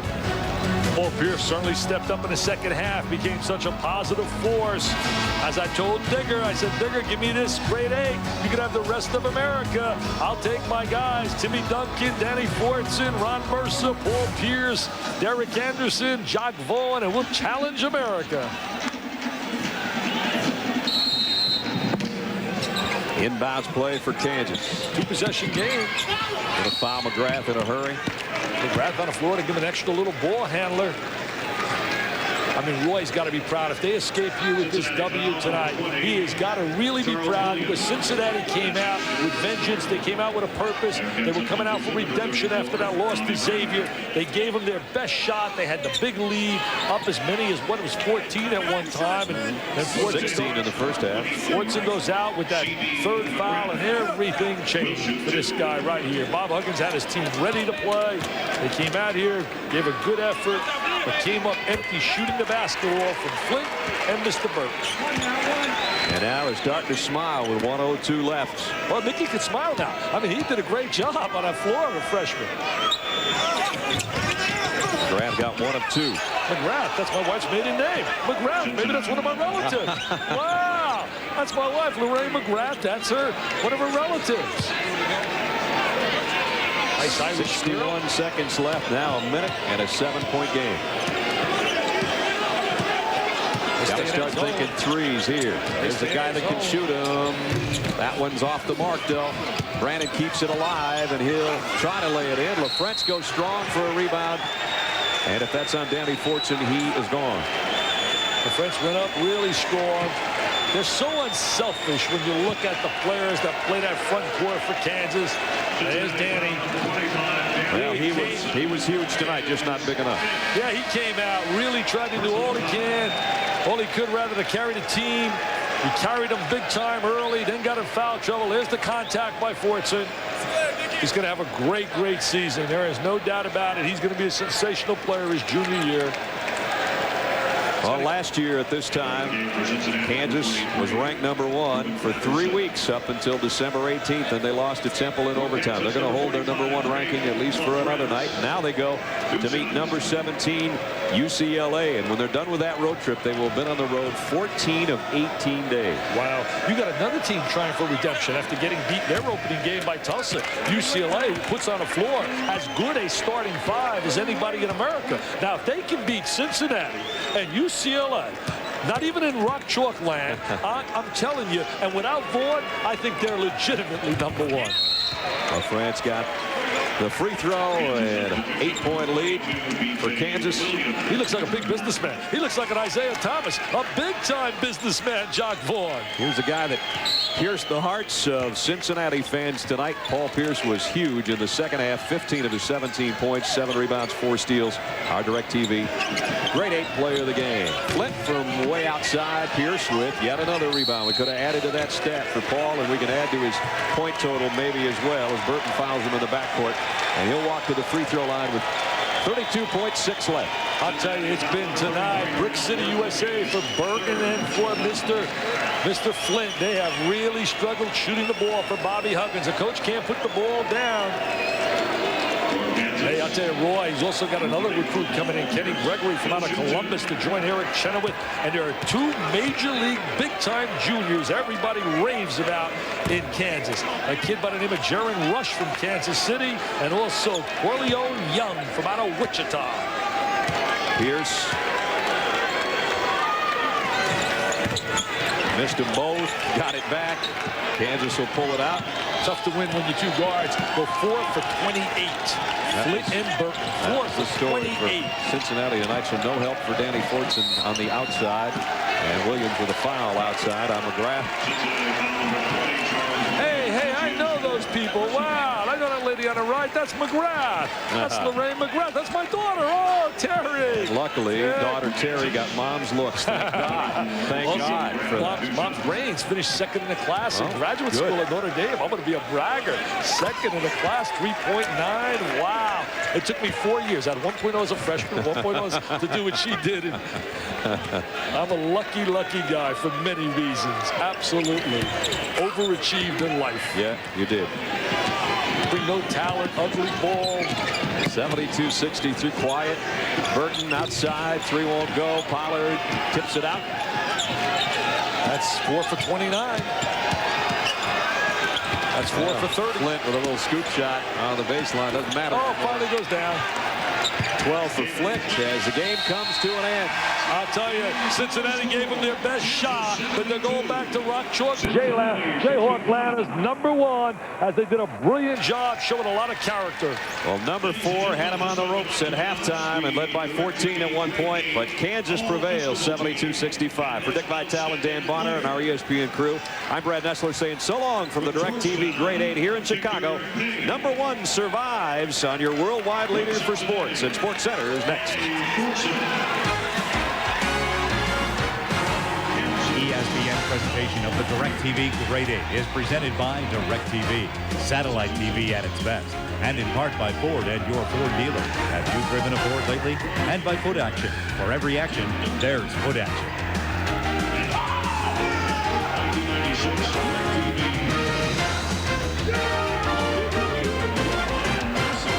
EN62. Well,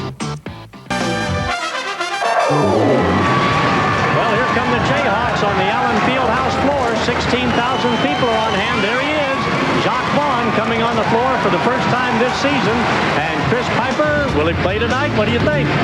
Well, it's going to be, actually, I don't have any clue, Max. I don't know if anybody has a clue in here other than Roy Williams or Jacques Vaughn. We do know for a fact, we don't know for a fact, but we're guessing that he's not going to start. I tell you what, this place is packed with people in anticipation that Jacques Vaughn is going to play at least against Washburn. I tell you look at Jacques Vaughn's career stats over the years. This guy has been phenomenal. 642 career assists, the career points. I tell you, the most exciting thing about Jacques Vaughn to me, though, is the way he loves to play.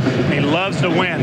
Then you take a look at the guy who stepped into his spot, the starting position, Ryan Robertson, coming into the season. He knew he was going to have to play, and nobody was worried about his scoring potential.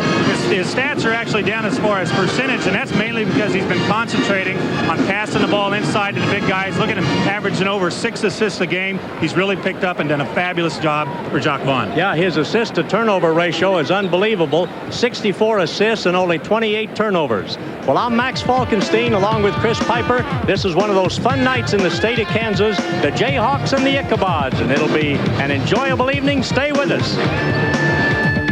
Tonight's Kansas game is brought to you in part by the new Dodge. See the friendly Dodge dealer near you. By the Delta Dental Plan of Kansas, the leader in dental benefits.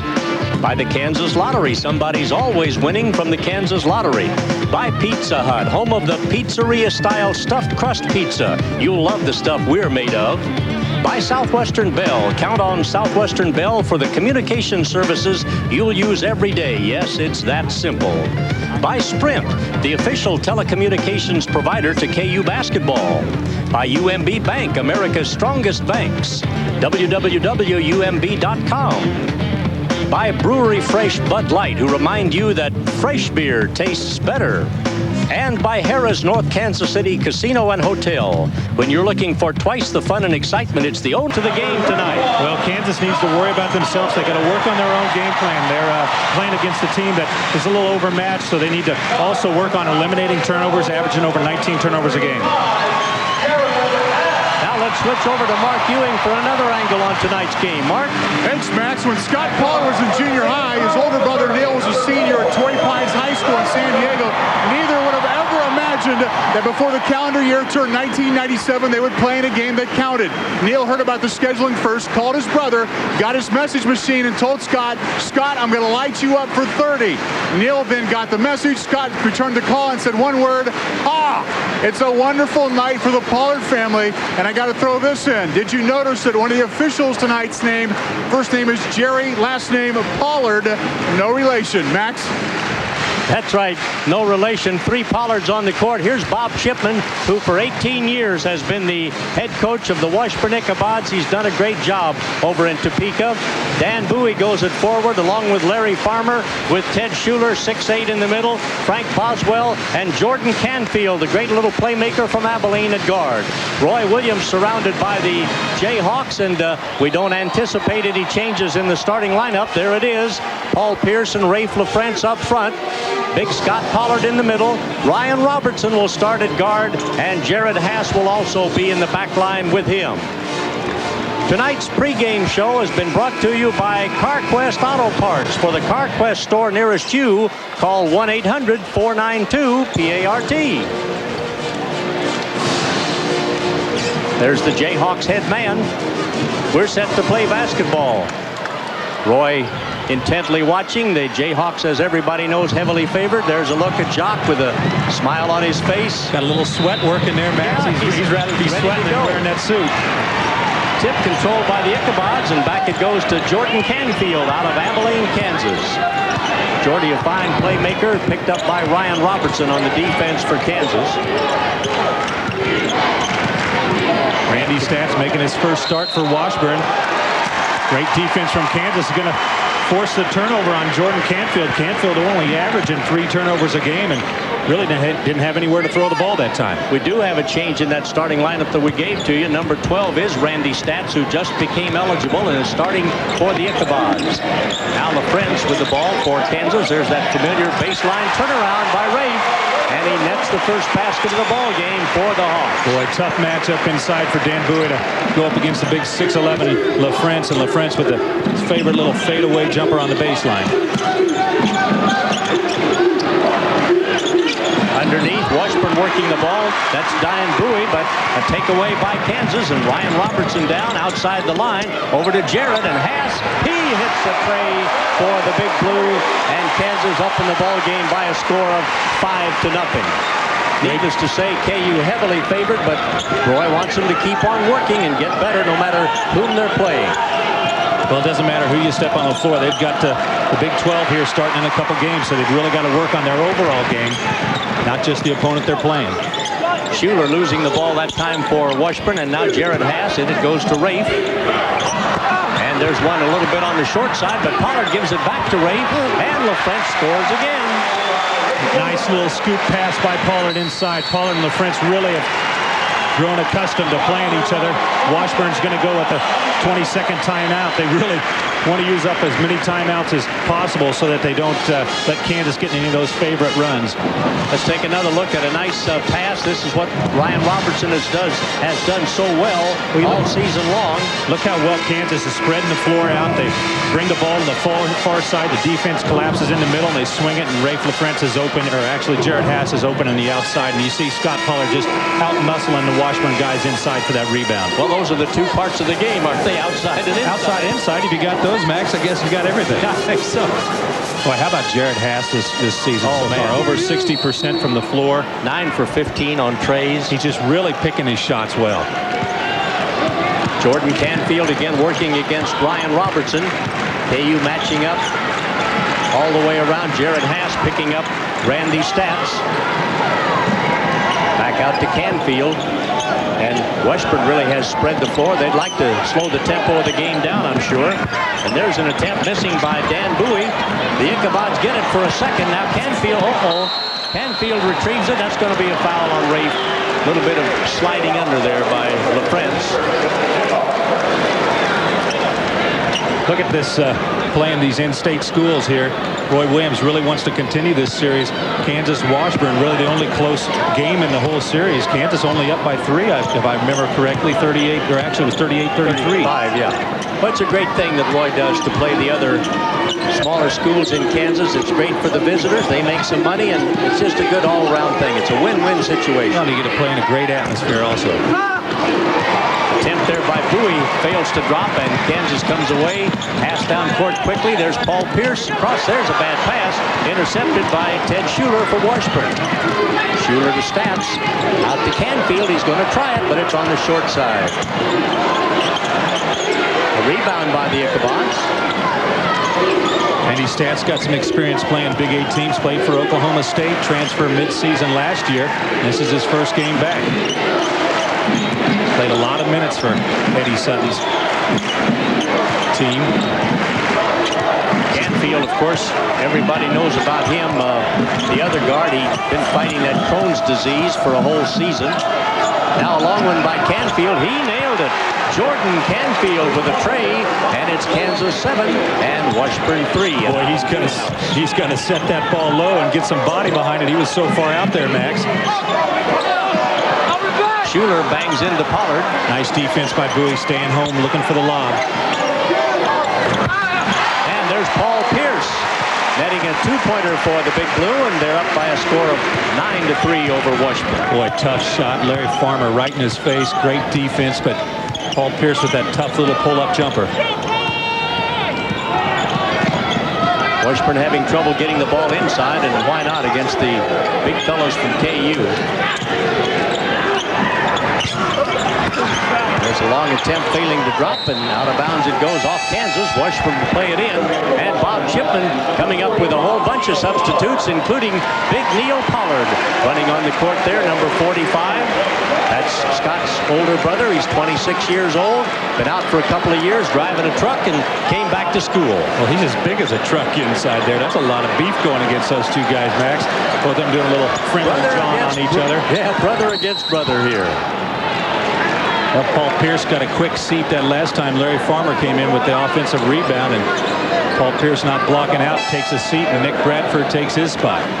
And Billy Thomas now coming in as you see Paul Pierce over on the bench. Billy Thomas replacing Jared Haas for Kansas. There goes Jared over to the KU bench. So the Hawks have Pollard and Nick Bradford's also in there. Billy Thomas, Rafe, and Ryan Robertson. If Jacques Vaughn comes in, and when he does, there's a turnover by Washburn. When he does, you are going to hear 16,000 people explode here in Lawrence. No offense to Washburn right now, but this Christmas break and this place is packed, 16,000 plus, and they're here for one reason, and that's to see Jacques Vaughn come back out on the floor. Bradford with a bad pass, stolen away by Neil Pollard, and out to Canfield. The defense inside by Neil Pollard pushing Scott Pollard out, and there was just no room for the pass. There's a block of a shot by John Sweet by Pollard, and over to Robertson.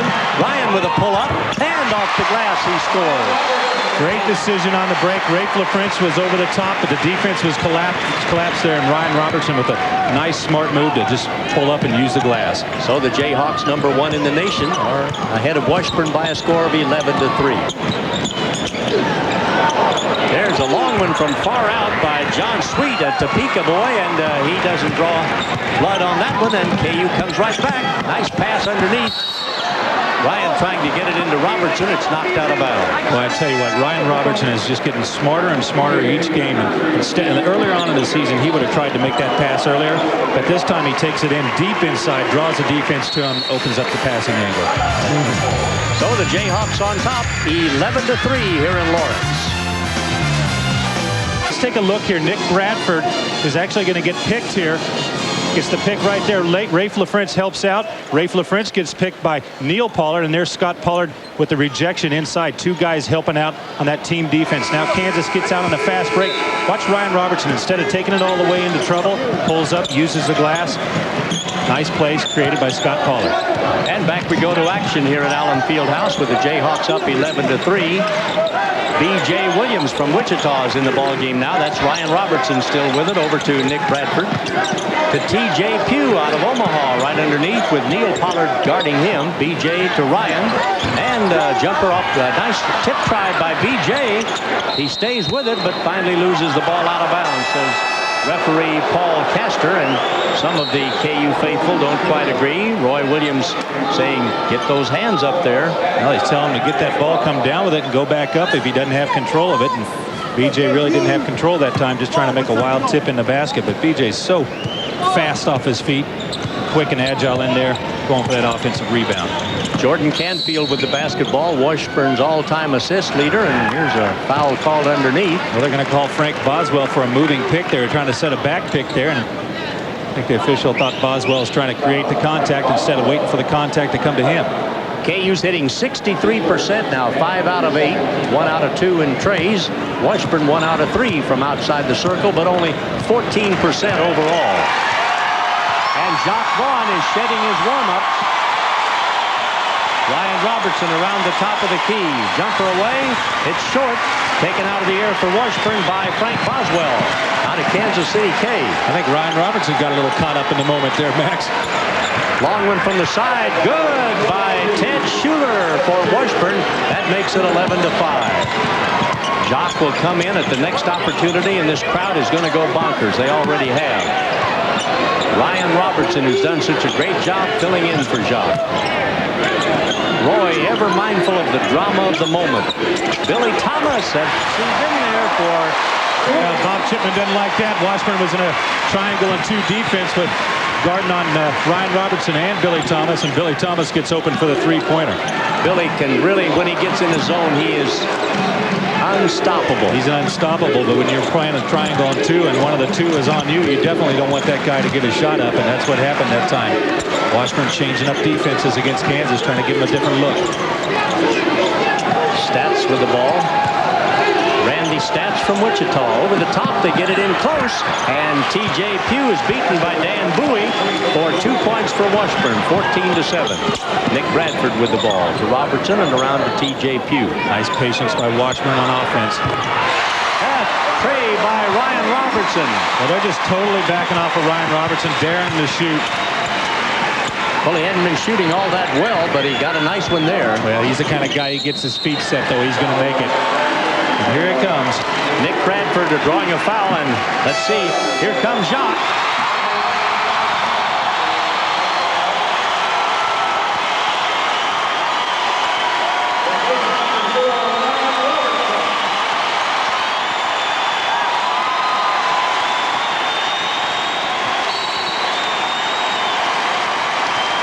Well, what can you say? You heard it, you saw it. And Washburn throws the ball away. Well, and Jacques is going to touch it for the first time. Fitting opening for Jacques Vaughn. He creates a turnover on defense just by the pressure on the floor. Boy, the fans, this is a thrilling moment, folks. A preseason All-American, last year's Player of the Year, sidelined all this time with that injury. Jacques over to Nick Bradford.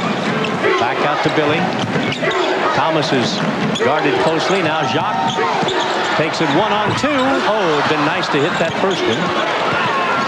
Rebounded by Jordy Canfield for Washburn. Out comes Dan Bowie, and Bowie across the center line. Washburn's really digging in on defense, Max. They haven't really given Kansas anything cheap so far. They're really spreading their offense also, trying to use up as much clock as they can. Well, they're trying to get some cuts to the basket, but Kansas with great help defense. B.J. Williams, wow, that's a spike there for you. And a timeout has been called. Quite a play by B.J. Watch this one again. Wham! And with just under 12 minutes to go in the half, KU fans, you can travel with the Jayhawks throughout the NCAA tournament, courtesy of Payless Cashways. Register now at Payless Cashways stores across Kansas to win tickets, transportation, and lodging with the official KU travel party as far as KU advances. And the Ichabods with the basketball here as we resume play. Kansas on top 17-7. And Jacques Vaughn getting his first action of the season. Scott Pollard knocks it away momentarily, but now that's a 5-second call on Washburn. The shot clock ran out, actually. The shot clock running out on the Ichabods. They've been called for only 2 fouls in the ball game, and Kansas with but 3 in the first 8 minutes. Jacques Vaughn, Rafe LaFrance. Bob Chipman watching closely over on the Washburn sideline. He and Roy are quite good friends. There's Billy. Oh, another one. Billy Thomas drains a couple of trays for the Jayhawks. And Kansas now leads 20-7. Well, again, Randy Stats right in his face, and Billy Thomas with that quick trigger. Deep in the corner. You got to always know him. I think the only way to stop him is not let him have the ball. There's a foul on the Jayhawks, and Jacques Vaughn picks up the whistle here. Yeah, Billy, when he gets those feet set, he is dynamite. You see Randy Stats off him just enough that Billy Thomas got the quick reversal pass from Jacques Vaughn, and that's all he needed, just a step. I think there was even any iron on that baby. She just went right through the net. And there was no doubt either that he was going to shoot it. That's right. He was ready at all times. Here's Larry Farmer from Topeka at the free throw line for the Ichabods. Washburn really expected big things out of the freshman from Highland Park. Probably the best athlete on the team. Great jumper. Had 8 points in his first collegiate start against Cal State Bakersfield. And Mark Kruger coming in the lineup now for Washburn. Marks another Topeka product, averaging 5 points a game for the Ichabods. And Jacques brings it down. Pipe, what changes does it make when Jacques running the team rather than Ryan? Well, I think you're looking at a guy who's going to take the ball in the basket a little bit more than Ryan Robertson.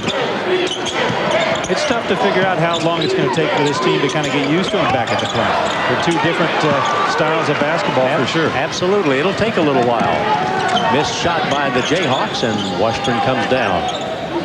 Well, that's also why he's playing right now. He's got a couple games, this game and the game against Brown, to get tuned up before that Big 12 opener. That was Randy Stats missing the shot. And a pushing foul underneath on Washburn. This one's on Mark Krieger. Kruger coming over the back on the weak side. Washburn trying to get something going offensively, trying to attack the glass. Well, I bet it feels great for Jacques to be back on this floor again. Fine young man who bypassed the NBA to stay in school. Rafe shot a little bit blocked there, and Roy thought it was definitely a foul. There's a good follow shot by Ted Schuler for Washburn. That makes it 20-10 in favor of Kansas. Pollard way out there. Rafe working on Bowie. Billy again. Just a little bit off target that time. Well, Frank Boswell probably got away with one there. He left Billy Thomas. Washburn's wanting a double team inside, but I'll tell you what, you cannot leave Billy Thomas or he's going to get you for 3. Jacques screened out of this play on the pick. Washburn being really patient offensively, working the ball around the perimeter, trying to find an open shot, but the problem is they're not finding it. No, they just can't get it inside at all. A good leaping rebound by Paul Pierce. That's his first grab of the night. Well, you can take a look around the perimeter, but you got to get the ball in every once in a while to make that defense soften up. You know, earlier, Max, you asked me what Jacques Vaughn does for this team. Let's take a look at what he does on the floor besides offense. Let's take a look. Kansas misses the ball. They're getting back on the fast break. Look at Jacques Vaughn telling Scott Pollard, pointing out his man to pick up defensively. Jacques coming out now. He's going to the bench, and a hug from the head man. Handshakes from his teammates, and Ryan's back in the ball game. Robertson out of St. Charles, Missouri, number 4. Coach Williams probably telling Jacques Vaughn to be patient, let it come to him. Scott Pollard shooting, may have been fouled by his brother. I don't think there's any doubt he was hanging on him. Yeah, let's take a look at the two Pollard versus Pollard battle inside. Remember out on the driveway, Neil? Scott says. Yeah, Neil's saying, oh boy, little brother does it to me again. Yeah. Neil's the first to admit that Scott's a lot better player than he is, but it's a great family with a lot of boys. And a lot of size. Yeah. Wow, there's quite a record for Scott to reach. It's a real nice club he's joined there. The 1,700 rebound. There's his wife up in the stands, taking a look at husband and brother-in-law. Hey, step back over the center line. John Sweet was in the forecourt and turned the ball over. There's Bob Chipman, very calmly watching the ball game. See Chip a lot this past summer on the golf course. He likes to play the game. And pretty good at it, too. Jared Haas over to Robertson. Haas has been kind of quiet tonight. Robertson misses an easy shot in the paint. And Rafe coming in to reach. Ryan Robertson was so surprised he was open. Jordan Canfield was trying to slip behind and pick his pocket from the back and had Jordan Canfield a wide open, or actually left Ryan Robertson a wide open little jumper there, but he just pulled it a little short. Scott Pollard with the foul, pushing against his brother inside.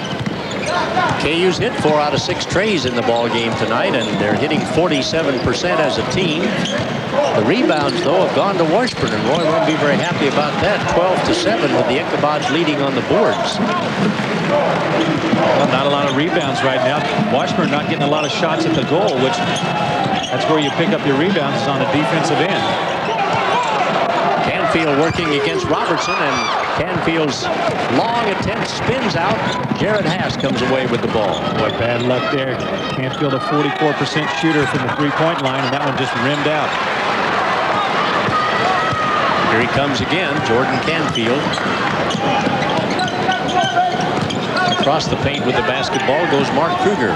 Kansas playing a little bit of this is the leader right now. Kyle Jones, number 33. And open as he comes off the weave is Mark Krieger. Boy, nice looking shot by Kruger coming off the top. He turning away from the basket, tough shot. 21-12, Wyatt Robertson with his second three of the ball game. And the Jayhawks are certainly ringing the bell from outside. 5 out of 7 for them. They lead 24-12. 7 minutes to play. Robertson's realized that they're not guarding him, and he's just going to have to hit that open three. Washburn instead trying to pack it in inside, and they're doing a nice job of it. Pierce, LaFrentz, and Pollard are combined right now for 7 points. Scott Pollard spent, well, first of all, let's tell you that that's John Sweet scoring for Washburn, 24-14. And Rafe LaFrentz driving on the transition, and he's fouled. Well, that's what Bob Chipman was worried about, was Kansas on the fast break. This is after a made bucket. Kansas just shoves the ball down the floor. You see Ryan Robertson advancing the ball, and Washburn slow to get down the floor. No matter if it's made or missed, playing against Kansas, you've got to sprint down the floor and get in the paint, because they're going to make you pay. Look, Neil Pollard got himself in the stats there in a big way. 3 fouls already. Yeah. I started to say that Scott spent Christmas at Neil's house in Topeka. I think Mom was here from California, too. Now Rafe LaFrentz from Monona, Iowa. Jayhawks only 1 out of 3 at the free throw line up to now. There haven't been many free throws in the ball game. Hadn't been much of anything, to be honest with you, Max. It's just been a kind of a non-rhythm game. Both Washburn doing what they need to do to make the game ugly, and Kansas hadn't got off to any of their runs yet. B.J. Williams will come in as Jacques Vaughn trots over to the bench. And Lena Newby of Augusta won $10,000 scratching big bucks from the Kansas lottery. Big bucks, an instant way to make your day. Here's the question. KU recorded its 34th consecutive home court win Saturday over NC State. What team holds the record for the longest home court winning streak in NCAA history? We'll give you the answer in the second half. Well, here come the